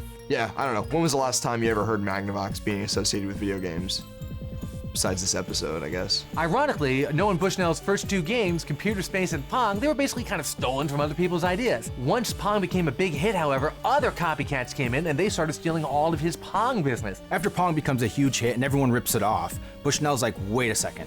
We have to find a way to stay ahead of these copycats. And so what they start doing is releasing game after game after game that are really original games, really just creative games that the copycats can't keep up with. And that's when Atari really starts to blow up because they just have so many games. Because of Atari's success, Nolan Bushnell became world famous as the father of the video game, even though he had kind of borrowed most of the ideas from other people. Meanwhile, Ralph Baer was kind of forgotten, even though he was the real father of the video game. Bushnell was fairly flamboyant, and the media just totally ate it up. And so he was always the one on the camera, and he was always just kind of by default the one credited with inventing video games. So Baer, the engineer, gets his revenge in the end through a game called Simon. Now Simon, for people who don't remember, is this game with 4 lights that you would have to mimic the pattern that the game gives you. I mean, it's pretty creative, and the game goes on to sell like wildfire. I mean, everybody loves Simon. Well, there's a little bit of payback here because Ralph Baer saw an early Atari game called Touch Me back in 1974, and that was a very simple follow the repeating lights pattern, and he said, that's a pretty good idea, I gotta do something with this. Just like Bushnell took, a version of Baer's table tennis game and basically just improved upon it when he released Pong, Baer did the same with Touch Me, turning it into Simon, adding colors, adding musical notes to just make it a more addictive experience that you could then play at home. After Simon goes on to be a huge hit, Bushnell says, wow, we should release a handheld version of Touch Me. So they release it, and it tanks because everyone thinks it's a ripoff of Simon, when in reality, Simon is a ripoff of Touch Me. In the end, Bushnell is credited as the father of video games, and Baer is credited as the father of the electronic memory game Simon, but in reality, it's actually reversed, which means nothing to anyone except Bushnell and Baer. Even though he didn't get the credit he deserved, Ralph Baer would actually resurface again in 1980. He had developed a very early digital camera technology that he wanted to put in arcade games. And the reason for this is so that people, once they get a high score on a video game, they can take their picture to put it next to the high score. Sounds like a great idea, right? Well, of course, by day 2, some guy got a high score, and then he gets up and immediately starts... So it lasts 1 day on the streets of Chicago, and then the company pulls it. This establishes one of the main rules of technology. If someone can use it to show someone else their balls, they will. But the digital imaging technology behind it actually was very useful. They used it in the Journey game to get the musicians' faces into the game. First time anyone had ever done that, and that went on to be the technology behind Mortal Kombat, digitizing entire people and putting them into the game. This guy's a genius. I mean, he keeps coming up with innovative things. And, digital camera in 1980 to put an image in a video game, come on, that's pretty unheard of. So of course by now these two guys are both long retired, but they can sit back and think of themselves as the Romulus and Remus who co-founded the video game empire that has pretty much single-handedly conquered popular culture. There's a lot of people who were involved in the development of video games as an art form, but Bushnell and Baer started video games as a business. And today video games are just as big as books, movies, music, and they're better. Both Baer and Bushnell are retired, and they pretty much just sit back and watch this video game industry that they created grow in a way that they never thought would have been possible.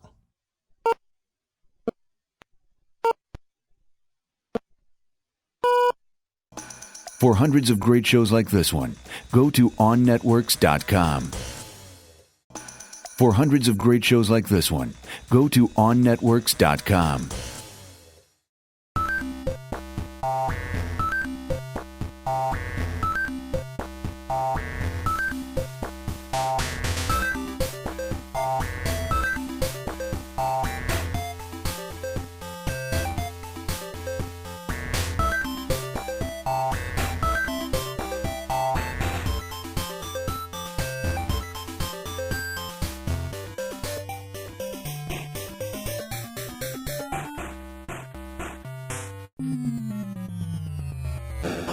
You know, whenever we're talking about video games, I think we tend to focus on two things most of the time. We focus on the hardware, and then we focus on the games themselves, the software. You know, but there's a third piece that is equally important. And I mean, gamers recognize this, but we just don't talk about it as much as we should, and that's the controller. You could have the best game ever running on the most advanced platform, but if there's not a good way to control it, it's not going to be fun. The first video game, Computer Space, had 4 buttons. Now, it was the first game, so people weren't really used to it yet, so that was kind of one of the reasons why the game didn't do so well. Back then, even having 4 buttons on a Computer Space game was like sensory overload. They weren't really sure how to work those 4 buttons and use them at the same time. People did not have the same level of hand-eye coordination that we take for granted today. And then Pong came out, and it was just much easier to use. It kind of had a dial.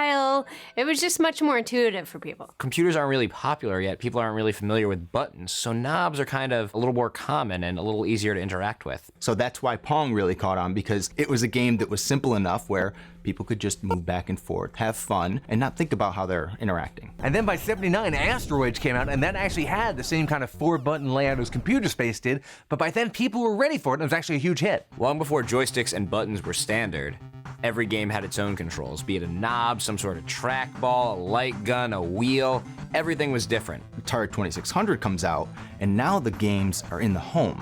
So now you have 100 different cartridges. You can't have 100 different controllers to really interact with the system. You need one all-purpose controller that can play every type of genre, which introduced the joystick. Now, the joystick had actually been around for like 70 years. It was an important part of early aviation, but the Atari 2600 made the joystick the international symbol for video games. So that was a great way to start. It wasn't the best controller in the world, but it was good enough to really help the 2600 take off. So the actual input stick on the controller is only half the equation, the other half is the buttons. And the Atari 2600, they had one big red button on it, and that kind of worked okay. It kind of went where your thumb went. It took people a while to figure out where exactly the buttons are supposed to go on this thing. At first they thought a keypad, it should look like a phone. That's something with buttons. And you see that on the Atari 5200, on the Intellivision.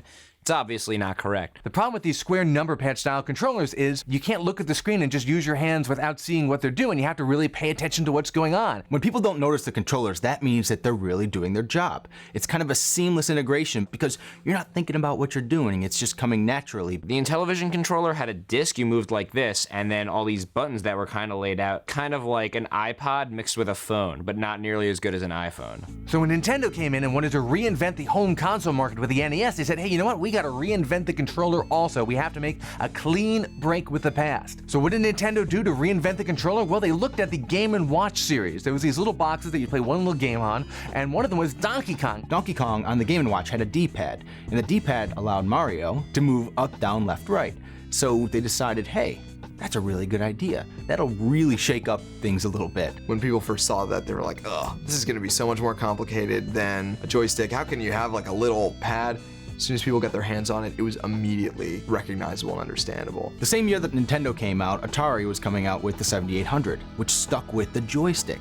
So you can clearly see 7800 stuck in the past, Nintendo's gamepad moving to the future. So at this point, games were starting to get more complicated and deeper, so you needed more ways to interact with them. What do? You add more buttons. The NES controller had 2 buttons, the Genesis had 3 buttons, the SNES had 6 buttons. It even added the first shoulder buttons. Those went right where your fingers went. One of the defining moments, I think, in terms of the video game controller was this popularity of these complex fighting games, specifically Street Fighter II. That thing had 6 buttons and a joystick. When Street Fighter II was released for the home consoles, that was kind of the peak of the Super Nintendo Genesis rivalry. And one clear advantage the Super Nintendo version had was that it had the proper amount of buttons, which is why Sega released their own 6-button controller halfway through the console's lifespan. I think that is what set a lot of the video game industry toward, we gotta make more complex controllers and games that are really geared toward hardcore gamers. So now the button revolution begins. It's like more buttons, more buttons, more buttons. That means better, faster. That means our system's better than yours because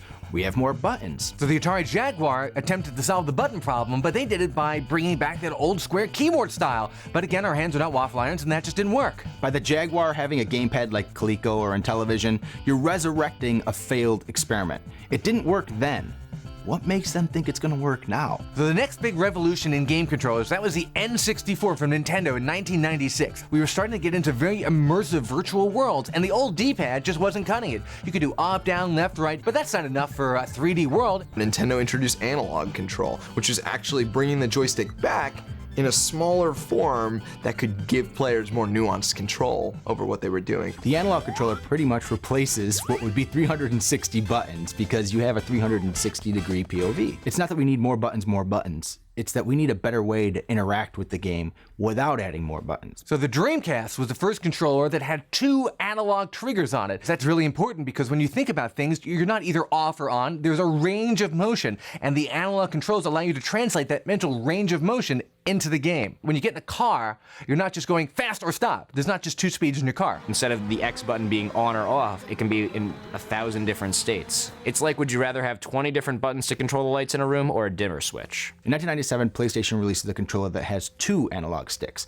So now you can have that same movement 360 degrees with both thumbs. Now that allows you to have first-person point of view, move one way on the XY axis and move the other way on the Z axis. And this 2 analog input device becomes the norm. Eventually they realized that controllers didn't have to just send information to the TV could send information back to the controller, and they invented rumbling in games, force feedback. The things happening on screen would sometimes shake your controller. So it's now keeping them in the game even more because when you get hit, you're like, whoa.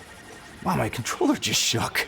I'm not just passively playing now, I'm actually getting a response. Very advanced technology. You take a motor, you unbalance it so it's broken, and then you make it whir like hell. So we always want our video game controllers to be very physical. One physical thing we don't like, though, is tripping over the cords and falling down. People have always wanted wireless controllers for their game consoles. We're not that far away from people looking back at old pictures of video game consoles and being like, you had wires on your controllers? But for the longest time, there was a mess of wires, and you had to wrap them up when you were done playing or your mom got angry. Nintendo keeps pushing things forward by releasing the Wavebird for the Nintendo Cube in 2002. And the Wavebird is the first wireless controller that really gets it right. Because instead of using IR, infrared, it now uses radio waves. So it allows the controller to be moved all over the place, and you have no wires, you don't have to point it directly at the system. The point of good controller design is so you never have to think about the controller. It's interesting how video game controllers evolve, and the new ones would be unrecognizable if you took them back 25 years. And you know what? I say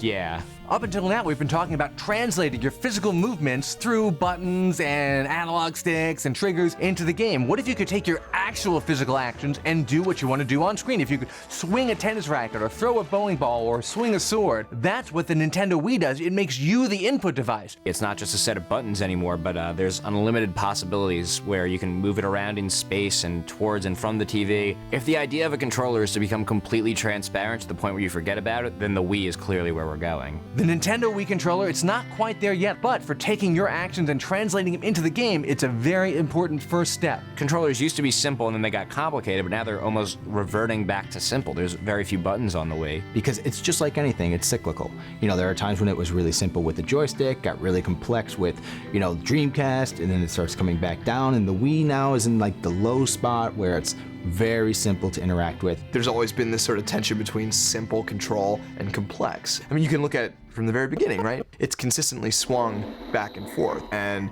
as control schemes have veered toward the simple, they've actually brought in new players. As they veer to the complex, they actually get already engaged players engaging in new ways and in more ways. The 360 controller, for example, is meant for people who grew up with video games, who now know how to play and navigate all these buttons. On the other hand, you've got the Wii, which basically all it requires is you to move a wand around with nothing else at its simplest, which is accessible to anyone from senior citizens to 6-year-olds. It's almost a completely different thing. It's like, how do you compare something like Gears of War to Wii Sports? They're so incomparable.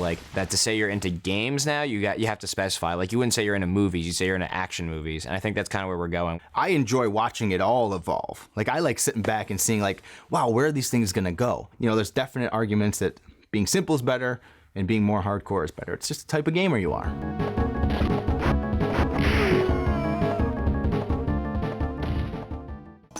For hundreds of great shows like this one, go to OnNetworks.com. For hundreds of great shows like this one, go to OnNetworks.com.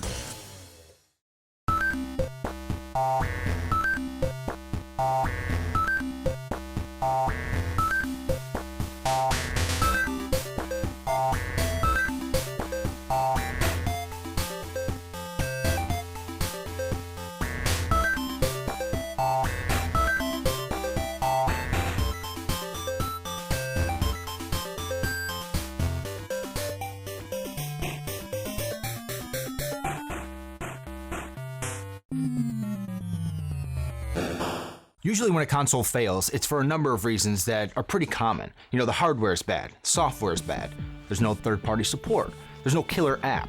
The Dreamcast, on the other hand, had all of those things on the good side, and it failed for a different reason entirely. The Dreamcast is kind of an anomaly in that it's the only failed console that actually wasn't that bad and is very well remembered. You know, no one really looks upon the Atari 7800 fondly, no one really misses Virtual Boy, but the Dreamcast had a lot of fans. The birth of the Dreamcast was supposed to be a new start for Sega. All right, prior to the Dreamcast, they had management who just couldn't make a decision and stick to that decision. And we saw this in their previous generations of consoles. There was the Sega CD, there was the 32X, there was the Sega Saturn. These were all pretty decent ideas, but Sega put them out on the marketplace and then abandoned them almost immediately, burning not only the fans who bought them, but also the game developers who were developing games for them. If you're a fan of Sega, and all of a sudden they're releasing systems back to back within like 2 years of each other, it's gonna piss you off. You know, it's like I just dropped all this money on, you know, a new system, and then within a year you're talking about releasing something else. So that means I gotta drop all this money again to buy it. Electronic Arts is one of the biggest names in gaming because they make the best and the most popular sports games. And they were so mad that Sega had pulled support for the Saturn, they said, we're never going to work with Sega again. We're not going to develop for their consoles. And that was actually a really big blow because EA was known for all their great sports games, including, of course, Madden. Going into the launch of the Dreamcast, people were making fun of Sega. They were pissed. They'd been burnt a handful of times at this point. And people were just thinking, you know, fool me once, shame on you. Fool me a second and third time, still shame on you. Fool me a fourth time, shame on me. The thing is, when the system actually launched, it really was good. And it won over a lot of media. It won over a lot of gamers. So the Dreamcast actually broke a lot of new ground. It was the first 128-bit system, the first one with a modem, the first one with online play. It even had its own ISP called SegaNet. Even if nobody used it, but points for trying. Dreamcast was also the first console that had a web browser. There's still no web browser for Xbox 360, you know, that's a very forward-thinking thing they did. It was one of the first video game systems that actually used Microsoft Windows as its platform, making it easier for developers to make games for it. They were gonna make the memory cards little mini consoles unto themselves, and it gave the function of a little screen only on the controller, and you could use it, say, in a football game to pick your play without the other person seeing. And you could also pull the VMU out of the unit and play little mini games on there. I think they had a little Tamagotchi game on there. It's like a little, you know, virtual pet game. And unlike pretty much any console launch before or since, they kicked it off with a great slate of launch games, including Soul Calibur, one of the greatest games of all time. Soul Calibur is just a well-rounded, top-notch package. You know, it's got the graphics, the sound, it's fun to play, it's accessible but also deep. It's just a great game. Look at Midway's Ready to Rumble. It's really fun. It was a great party game. I mean, it did everything right. So even though EA wasn't making sports games for the Dreamcast, Sega said, you know what, we'll just make our own sports games. Thus was born the 2K Sports Series, which was just as good as anything EA was putting out. Sega's NFL 2K series actually ended up rivaling Madden, both in sales and critical response. It earned a reputation as one of, if not the greatest sports gaming console ever. They didn't earn that reputation with EA's help. They earned it by making their own badass sports games. The Dreamcast got off to a great start, and the people buying it were video game fans. They were buying a lot of games for it. So at first, it looked like it was a very promising new system. You know, in 3 weeks, the Dreamcast sold more than 1 million units in America. It's pretty wild. The problem, the complicating factor here was the rumors and eventual announcement of the launch of the PlayStation 2. You may not believe this today, but back then the name Sony was associated with a pleasant, fun gaming experience. Them even just announcing the theoretical existence of the PS2, well, that just took all the wind out of Sega's sails. Even though PlayStation 2 was still a year and a half away, Sony had developed a pretty strong following. They released a lot of great games for PlayStation 1. They were still releasing pretty good games for PlayStation 1, and Sega realizes between them and Nintendo, they don't really have much time left. So despite all that, the Dreamcast still had a really fantastic first year. A lot of classic games came out of that era. Soul Reaver, Choo Choo Rocket, Sonic Adventure, and a huge library of sports games, of course. I played a lot of Marvel vs. Capcom 2 on Dreamcast. There were a lot of great cult classic games. Shenmue or Shenmue, whatever you want to call it, was kind of bizarre. I mean, it was a game where you simulated some dude's life, and you'd basically just walk around. I mean, it was trying to be sort of like a life simulator. There was a fishing game. Fishing games are surprisingly popular. I think they're popular with people that don't play many other video games. Some people like fishing games, and there was a fishing pole accessory. You had like Jet Grind Radio, which is just this weird, like cell-shaded, rollerblading graffiti game. They came out with that game Seaman, in which you talk to a fish with the human head. Seaman was like a virtual pet game, and so basically you would kind of talk to your Seaman every day, and eventually he would start talking to you. Power Stone's a really fun 4-player game, also very casual. Oh, the Resident Evil on Dreamcast was really good, Code Veronica. Dreamcast might be one of the few systems that had a blatantly racist game. Honestly, on what other system could you put out one of the greatest games of all time featuring a bunch of stereotypical Mexicans, Samba de Amigo? The Dreamcast is amazing. So even though they had all these great games, you know, quality costs money, and the bean counters figured out that they had to get the Dreamcast into about 5 million homes for it to start making a profit. When you sell an advanced piece of technology like a game console, it has to be big or fail. There's not really an in-between. It's a very expensive proposition, and the Dreamcast needed to be very successful very quickly. So there's nothing sadder than a desperate game company, and after the PlayStation 2 came out, Sega got really, really desperate. First they started cutting the price. They made it $150 and said, look, it's half the price of a PlayStation 2. Forget it, didn't work. They went as far as to say, hey, if you sign up for SegaNet, which is their online service, we'll give you a Dreamcast. They can't even give them away. That didn't work. And then, I mean, this is the kicker. The PlayStation 2, when it came out for the holidays, they could not meet demand. They shipped about half of what they promised. They're supposed to ship 1 million units. They only ship 500,000. So what does the Dreamcast people think? Wow, this is a great opportunity for us to capitalize on the PS2 shortage. We're gonna have a really good Christmas because there's 500,000 people who are not getting a PS2. Well, they gotta buy something. What happens? People are like, you know what? I'd rather have nothing for Christmas than a Dreamcast. They couldn't even sell Dreamcast at Christmas. Even with no PlayStation 2, they couldn't even sell Dreamcast at Christmas. That's kind of sad. People had to wait until March to get a PS2 rather than have something under the tree. And they were willing to wait until, March of the next year to get their system. And that just shows you the stark contrast between the brand loyalty that Sony has and the brand loyalty that Sega could never muster. Sega is a company whose years of BS finally caught up with them at the worst moment. It caught up with them when they finally launched a system that was amazing. At this point, Sega realizes their brand has no strength anymore in hardware, and they think, let's just get out of this. We can't do this. And then in 2001, a mere 18 months after it launched, Sega pulled the plug on the Dreamcast, playing true to form and surprising absolutely no one. They said they needed to sell 5 million consoles, and they only got to 3 million. They realized they were never gonna get to 5, so they kind of pulled the plug. And a year and a half's pretty quick. There's been consoles a lot worse than the Dreamcast that lasted a lot longer. The moral of the story here is if you don't protect the integrity of your brand, you can never get that back. So by not protecting that, nobody trusts them anymore. Sega's like the Ike Turner of video games, It's like for years, man, with the launch of every new bit upgrade, the Sega Saturn, it was just like another smack in the face. And then they come back, with another system, be like, oh, I'm sorry, baby. I'm here for good this time. I'm here for good. And finally, by the time they clean up their act, they came back, they brought the Dreamcast. They're like, we're setting up permanent roots. We want to have kids. We're gonna be here for a while. Tina moved on. And even after the Dreamcast, Sega just can't stop losing. They announced they were getting out of the hardware market altogether. They said, we're just going to make games now. We got these sports games. They're pretty good. So they went up against the EA NFL football games, and they said, we're going to put ours out at half price. EA was obviously worried because they spent $1 gajillion and bought the exclusive NFL license. So now they're the only people that can make football games with the New York Giants and with real football teams and real football players. And that pretty much put Sega out of the sports game business too.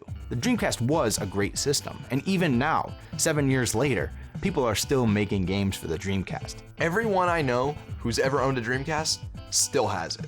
And that's a lot more than you can say for most video game systems. For some reason, I won't throw it away, even though I haven't played it in years. It's just a sign of respect. There are a ton of gamers out there with their Xbox 360s who feel like, all right, this is who I'm married to now. That Dreamcast who I used to date in high school, if things just went a little different, we'd still be together. It'd be awesome. We'd be, in Tahiti right now. But you're like, it's cool. I got Halo 3. Maybe we were all too worried about Y2K to notice, but Dreamcast was a pretty good little console. You win! For hundreds of great shows like this one, go to OnNetworks.com.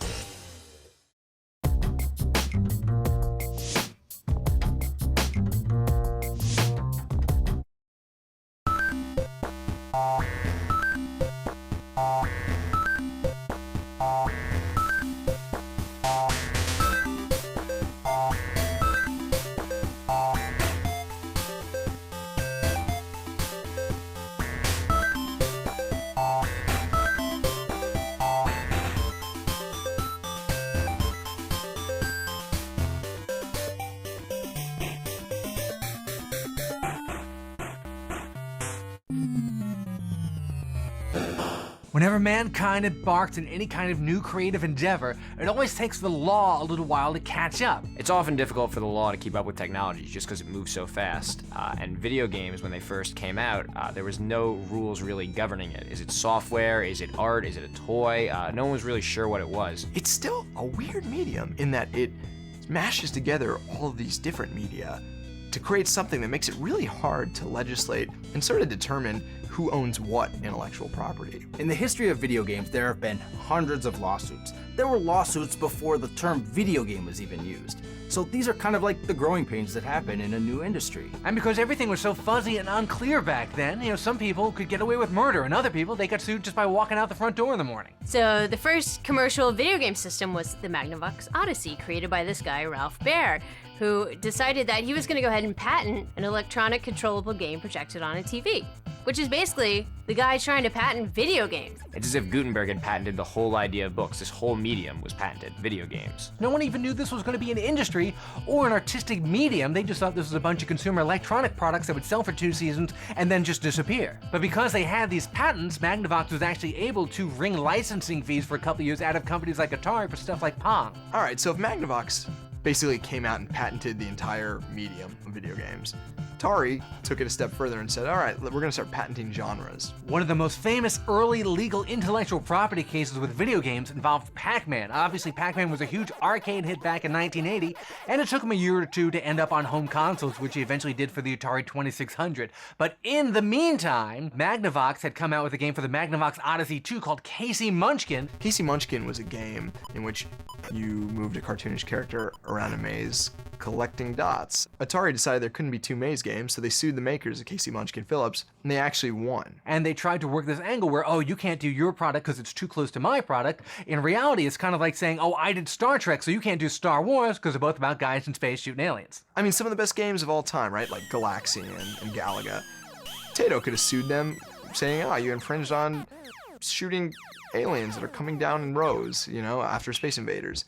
It's the same basic principle. It just doesn't fly, but it worked back then because the medium was so new. So it's really too bad that Casey Munchkin got shut down because it was actually a better game. And frankly, Pac-Man for the 2600 was a big steamy pile, so.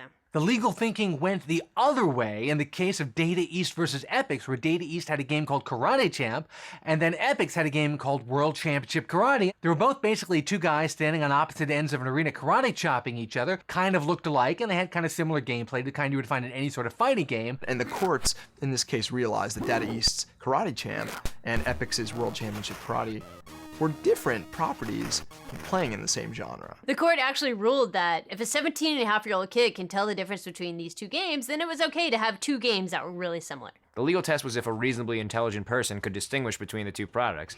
But if you show my mom Guitar Hero, she still thinks it looks just like Mario, so. Data East didn't go away empty-handed. They actually learned something from this and years later started churning out their own knockoff games. There was Street Fighter 2 and they had their own version called Fighter's History. In any medium, when something takes off, guess what? It's going to establish a genre that tons of other creators want to actually hop on. Capcom naturally sued and lost the case, and that really established that video games are more like movies or TV instead of just a toy. It's okay to kind of pay homage or copy something that's really popular. One potentially dangerous case that could have destroyed video gaming forever was between Midway and Arctic. Arctic was a company who basically ripped off games. I mean, they made Pac-Man, Rally X, pretty much down to the letter. Same characters, same sounds.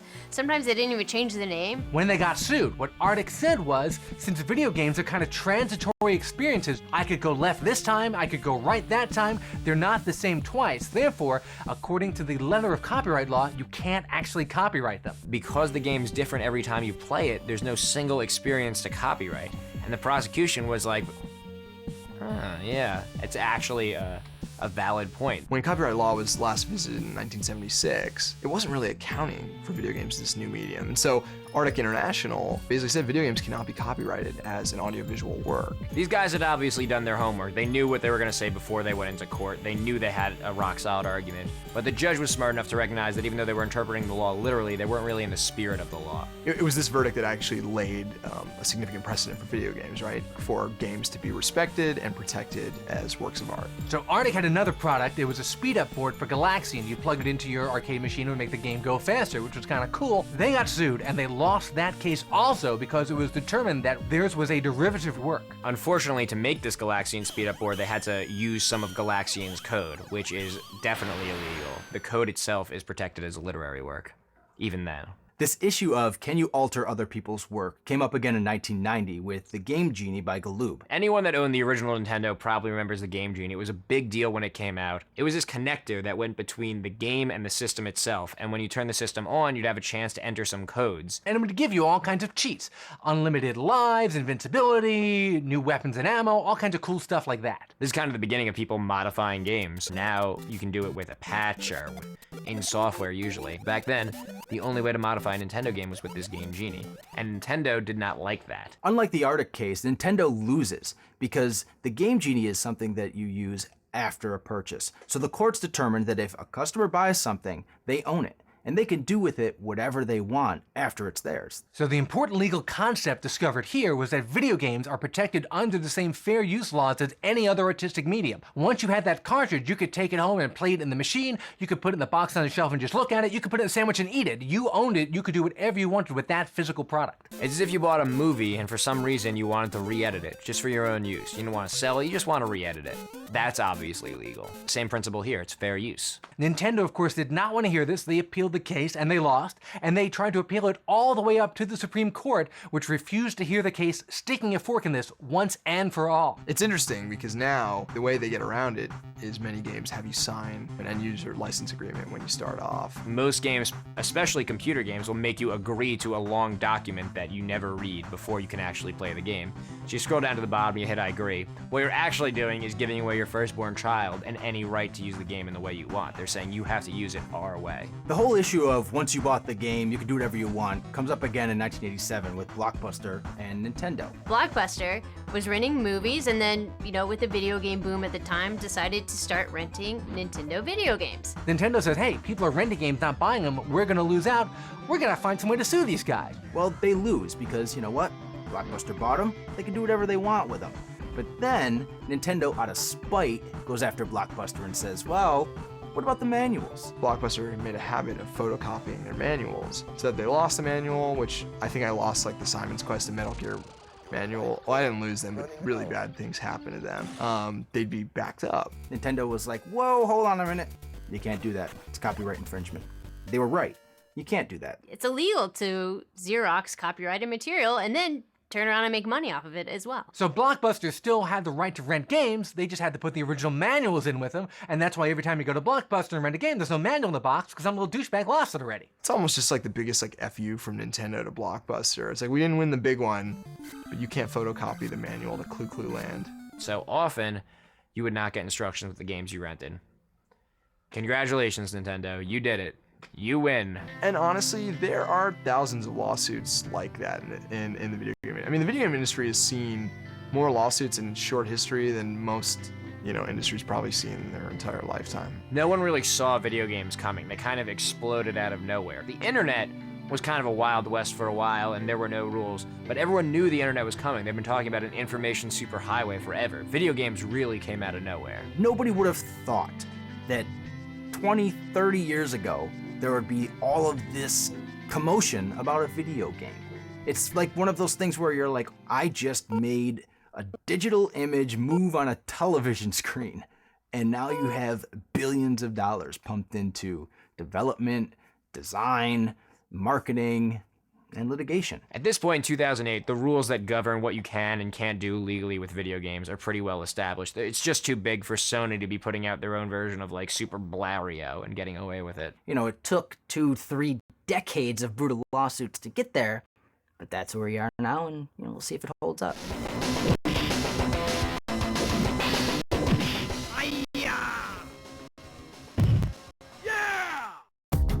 all original shows all in HD from OnNetworks.com.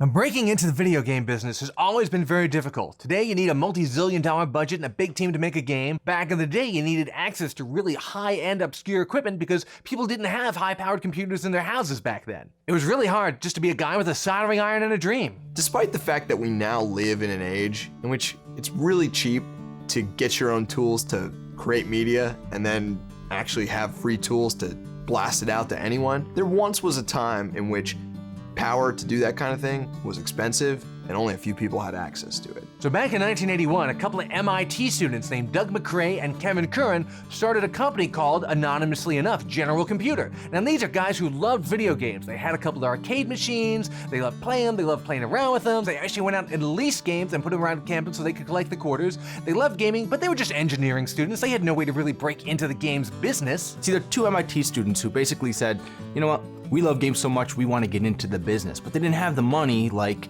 Atari or some other big company to make the games. So what did? They found their own way in. They'd been observing for a while that people were starting to tire of Missile Command. They just weren't as interested in it. So they had this kind of thought, what if we modify the games, change them around a little bit, increase the challenge, maybe rebrand it, and see what happens. So their theory was that if you had a game sitting around in your arcade and people were kind of getting bored with it, they'd already mastered it, well, they wouldn't come back and play it anymore. But if you could take the game and kind of remix it, add something to it, then the kids would come back, they'd start pumping quarters into that machine, and you didn't have to buy a whole new cabinet, or a company didn't have to develop a whole new game from scratch. And these are just two guys. They don't have millions of dollars. They don't have industry contacts. They just love games. They're creative, and they have the knowledge to take them apart and put them back together again. They didn't have the resources to make an actual game. They can't construct a cabinet, much less all the circuitry that needs to go inside of it. All they could do was modify an existing game. Since video games were actually pretty simple back then, programming-wise, they were able to kind of reverse engineer the code on the game, actually open up a cabinet, make their own circuit board, attach it to the circuit board already in the game, and then modify the game like that. Basically, the way these enhancement boards work is they just lay in some new code on top of the existing code, plug it into the board of the coin-op game, and boom, you basically have a whole new game. So Doug and Kevin figured that they would make these enhancement boards for games. And basically people who are bored could come back and try something new. And people that had mastered the game, well, they have something else to master. They probably envy people that modify games nowadays. The companies support them. They encourage this and put out the tools. These guys are literally looking at the circuit board and soldering extra stuff onto it. They basically made a sequel to Missile Command by adding an enhancement board, and they called it Super Missile Attack. Same type of gameplay, Missile Command, you're basically shooting things that are coming down at you, trying to defend the land, but what they did in Super Missile Attack was they added UFOs, they added more jets, they sped the game up, added new colors, bam! Instantly, that's a new game. You can see their direct descendants today are the people modding games like Half-Life and Unreal Tournament. Just some guy in his garage made Counter-Strike, and Counter-Strike made Half-Life. Half-Life was a popular game, but it was Counter-Strike that really ensured its longevity and its place as one of the greatest games of all time. The guy who created Counter-Strike doesn't have the resources to build a video game engine, and an online component of that. He took what was already there and remixed it and added it to make something completely new. They don't know how to break into the video game world, so they just do it on their own because they have a love of it and they have a knowledge that, most people don't have. And nowadays, game companies like Valve give them the tools to do that because they see the value it adds. This user-made content, which can be as simple as just remixing what's already there or creating something completely new, adds so much value for almost no investment to these companies. And it all starts with General Computer. So they tried this experiment out with a couple of Missile Command machines on campus, and it actually worked pretty well. And they thought, hey, let's turn this into a business. People really liked the new game. It felt fresh. It was just more challenging. They got people back into it. All right, so this began the direction for their little company called General Computer. So the guys started making these add-on boards. They took out an ad in some video game industry trade publication selling these things for $300 a pop. And this is a heck of a summer job for a few kids in college looking for a secondary income. These boards only cost $30, and they're selling them pretty successfully in the back of magazines for $300. If they had done it 30 years later and were able to sell things over the internet instead of the back of magazines, they probably could have sold 1 million of them. So they sell 1,000 of these enhancement boards at $300 a pop. Now that's pretty good money back in 1981. You know, 1,000 boards, $300 a pop. That's $300,000. These guys are instantly in business. I mean, what was basically a lark turned into a really, decently profitable small business for them. So the guys then, once they had the success with their Missile Command mod, they set their, sights on something much bigger. So they realized if there's a market for Missile Command remixes, imagine what the market would be for the biggest video game of all time, Pac-Man. There's a lot more Pac-Man machines than there are Missile Command machines. In fact, there's 100,000 Pac-Man machines. If each one of those had a $300 enhancement board that cost them $30 to make, they just made $27 million in 1981. $27 million in 1981 for a couple of MIT students? There's nothing in the world they couldn't do at that point. Now, this game wasn't as easy as Missile Command. It was a bit more sophisticated. A lot more work had to go into actually modifying it. So they were hard at work. They were making some progress. And when you look back at it now, it's sort of like a duh moment, but Atari sued them. Right when they finished the enhancement board for Pac-Man, of course, Atari comes in with a lawsuit suing them about copyright infringement on Missile Command. Now, it's not that Atari was that concerned about the intellectual property of Missile Command. They kind of were, but not really. Their real concern was if arcade owners could get a whole new game experience out of their game for just $300 paid to some kid somewhere, well, then they weren't spending the thousands of dollars with Atari that it would cost to get a whole new game brought into their establishment. Atari's whole business model is selling new games, and if these kids are just selling cheap upgrades to the old ones, Atari's going to go out of business, so they have no choice but to go after them. They file temporary injunctions, which basically tells General Computer, stop what you're doing. You're not allowed to make anything else until we sort this out in court. Well, on the surface of it, you might think, yeah, these guys totally had no right to modify these guys' games and sell that. Actually, the courts disagreed. It was a little bit more complicated than you'd think. Because Atari is under the impression that these guys took their code, reworked it, and then sold it for their own purposes. But technically, it didn't really mess with Atari's code at all. It just laid new code on top of it. So copyright infringement really didn't apply here. Atari goes into court thinking this is an open and shut case. These guys stole our stuff and made money off of it. But that's not really what happened. Nowadays, we have a lot of laws about how code is copyrighted and what you can do with it. But back then, it was still something new, so it was very complicated legally and no one was really sure how it was going to shake out. The case threatened to kind of go on for a while and cost Atari a bit of money, with the potential that they might actually end up losing it. And Atari obviously doesn't want to risk that it goes against them, because then everyone would start making these things. During the court proceedings, one of the Atari lawyers pulls the kids aside and basically asks them, what do you guys want out of this? And the kids are like, we just want to make games. So Atari's, counter to that is, well, then why don't we just hire you to make games? And that's what they did. So Atari says, all right, we're gonna give you $50,000 a month for like 2 years. It'll be a nice fat contract. You go out and make some games. Just stay out of our hair and stop selling these damn boards. It's like kind of if you make your own indie film and then Spielberg sees it and he's like, gives you a lot of money to make a real movie. That's sort of what happened here. It has a happy ending in that Atari realized what talent they were and decided to use that instead of fight it. The only problem was they just finished the Pac-Man enhancement board, and they put a lot of work into this board because it was difficult to do. So they don't want to lose all this work that they did. Now, the deal with Atari said that they couldn't sell any boards unless they got the permission of the publisher of the game. Now, Atari wasn't getting given permission, but they said, you know what, Midway makes Pac-Man, maybe we can go talk to them and see if we can just put out this last board anyway just because we worked so hard on it. Their thought was basically, you know what, before they start to figure out what really happened with Atari, let's see if we can bluff them, into getting their permission, letting us. They figured the answer was gonna be no, but they were making all this money from Atari. Anyway, they could afford the flight down there. They wanted to just make it work. So the two guys, well, they fly up to Chicago to meet with Midway, and they figured, you know what, we're gonna bluff them a little bit. They go in there and said, listen, we're in court with Atari, but we've basically beaten them. They folded, and we've got this Pac-Man mod. We're gonna start selling it anyway, but I'll tell you what, we want to be nice. If you give us your permission to do it, well, then we'll work with you on it. These kids are expecting Midway to be furious. They expect, when they walk into this meeting for Midway to be like, there's no way we're allowing you to do this. 100 lawyers are gonna attack and make sure this never sees the light of day. But in reality, Midway was like, thank God you guys are here.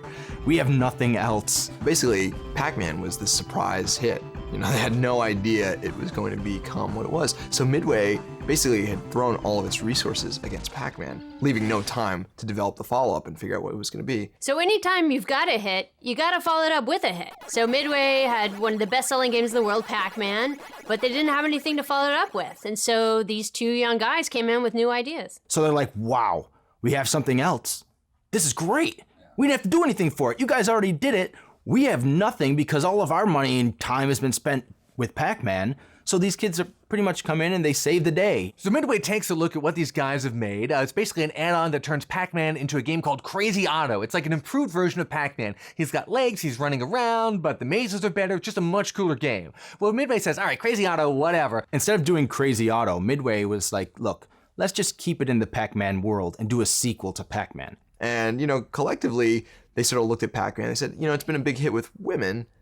What if we made Miss Pac-Man? So was birthed what would become the #1 arcade game of all time. Now the changes weren't just cosmetic. Miss Pac-Man was actually a much better game. It had 4 different mazes, the ghosts actually had some kind of rudimentary AI, they didn't just follow a pattern, it was just a better game in every respect. You know, when they originally were coming out with the game, it was going to be called Pac-Woman. Some folks within the company, I think, took issue with it. You know, it had some sexist implications. So they were like, all right, we'll call it Miss Pac-Man. Which then freaked everyone out because in the story, you actually had a baby Pac-Man. So I guess people were a little nervous that, you know, with Ms. Pac-Man, it'd be illegitimate, you'd have a Pac-Bastard, and then we'd all be in for a world of pain. Then they're like, all right, let's call it Mrs. Pac-Man. But again, we're in the era in which Ms. Magazine was coming out, you know, feminism was evolving as a movement. All right, so Mrs. Pac-Man was a little too patriarchal, so everybody decided, you know, Ms. Pac-Man, it's just right.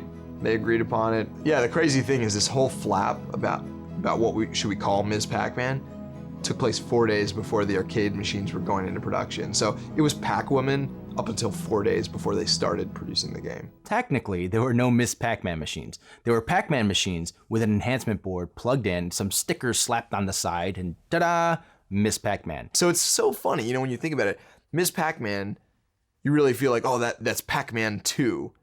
But in reality, you might actually just call Ms. Pac-Man Pac-Man version 1.5. Ms. Pac-Man went on to become the #1 game of all time, selling 115,000 units and saving Midway a ton of money in the process. A lot of people assume that Miss Pac-Man, one of the biggest, most successful games of all time, a cultural icon, was made by millions of dollars at some company, but it was just 2 guys in their dorm room. Well, they were probably in their dorm room, but wherever they were, it was almost certainly dark, and Miss Pac-Man was almost definitely the only woman in the room. And they made it. It was like weird science. Miss Pac-Man was a huge hit for both Midway and General Computer, which led to Baby Pac-Man, and then Pac-Man Jr. Now this is where the problems start, because Midway went ahead and made Baby Pac-Man without the General Computer guys. And General Computer was like, hold on a second, we're responsible for the whole Pac-Man family. So any of the money that you're making from these games, we should have a cut of that. So Doug and Kevin sue Midway, saying the whole idea for a Pac family was ours. And even though Baby Pac and all the other Pac-Man games aren't a hit, they get in on that sweet Pac-Man merchandising. And at this point, there's a Pac-Man cartoon, and both the wife and the baby are on the cartoon. There are lunchboxes, etc. You know, so these guys got a piece of all of that merchandising, which is really where the money was at that point, because Baby Pac-Man was just kind of a flop. So while all this is going on, they're actually working on an original game for Atari. Remember them? Atari was paying them to make games. Well, they finished their game. It was called Food Fight. And basically, you know, throw food around and have a fight with it. They call up Atari and say, hey, our first game is ready. You want to come pick it up? And Atari says, who the hell are you guys? Oh, wait, you're the guys we're paying 50 grand a month to go away. We didn't know you were actually going to make any games. I mean, in essence, the $50,000 a month that Atari was paying to General Computer was nothing more than hush money. I mean, they never expected these guys to make games. They just wanted to shut them up. They bought them out so that they could put them on the shelf. The game they made was called Food Fight, and basically it consisted of a little boy on one side of the screen and a big honking ice cream cone on the other side of the screen. And his goal was to get past all these angry chefs in the middle throwing food at each other to eat the ice cream. Atari didn't exactly expect them to make a game, but when they found out they made it, they were like, yeah, sure, bring it in. And it turns out it's pretty decent. And they published it. Now, the crazy thing about Food Fight was, even though it wasn't the best game ever, they made it in like 90 days. It was a completely ridiculous span of time to make a game in. Atari sees this and says, hey, you know what? These guys are actually pretty good at this whole making a game business. We got to get them doing something that's actually going to make us some money. And so they actually put them to work porting games from the arcades to home consoles. And at the time, most of the Atari ports sucked. I mean, you look at Pac-Man for the 2600 is a perfect example. So they put the guys to work making the Atari 2600 ports of all the classic arcade games. Stuff like Pole Position, Centipede, Dig Dug, Joust, Moon Patrol, Crystal Castles, and of course, fittingly, the 2600 version of their own game, Ms. Pac-Man. Even Mario Brothers. I mean, they were the ones responsible for it. You know, they did their own game, Ms. Pac-Man, which was such a better translation than Atari's version of Pac-Man on the 2600. So these kids are so good, they end up making all these great ports for the 2600. They end up making half the games for the 5200, and they end up designing the 7800 itself. You know, they go on to make the chip for the 7800, which would have been a great system in 1984, but it was shelved for 3 years, and that is another episode. In the end, after a few years of doing this, you know, Doug McRae and Kevin Coran pretty much got out of the video gaming business. They went on to do some work for Mac, and they actually pioneered some laser printing technology. Now, after Food Fight, they did make one other arcade game. It was called Quantum in 1982. Actually, a tremendous failure, a flop. But, you know, every great career's got to have one big misstep in it, and that was theirs. They have one bomb, Quantum.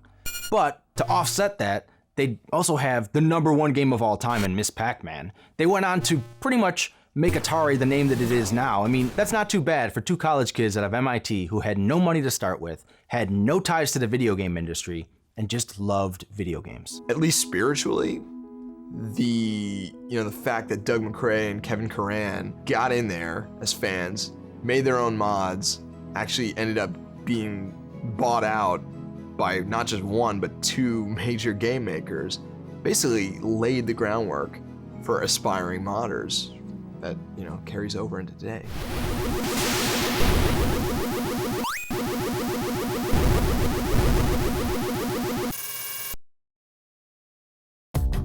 All original shows, all in HD, from OnNetworks.com.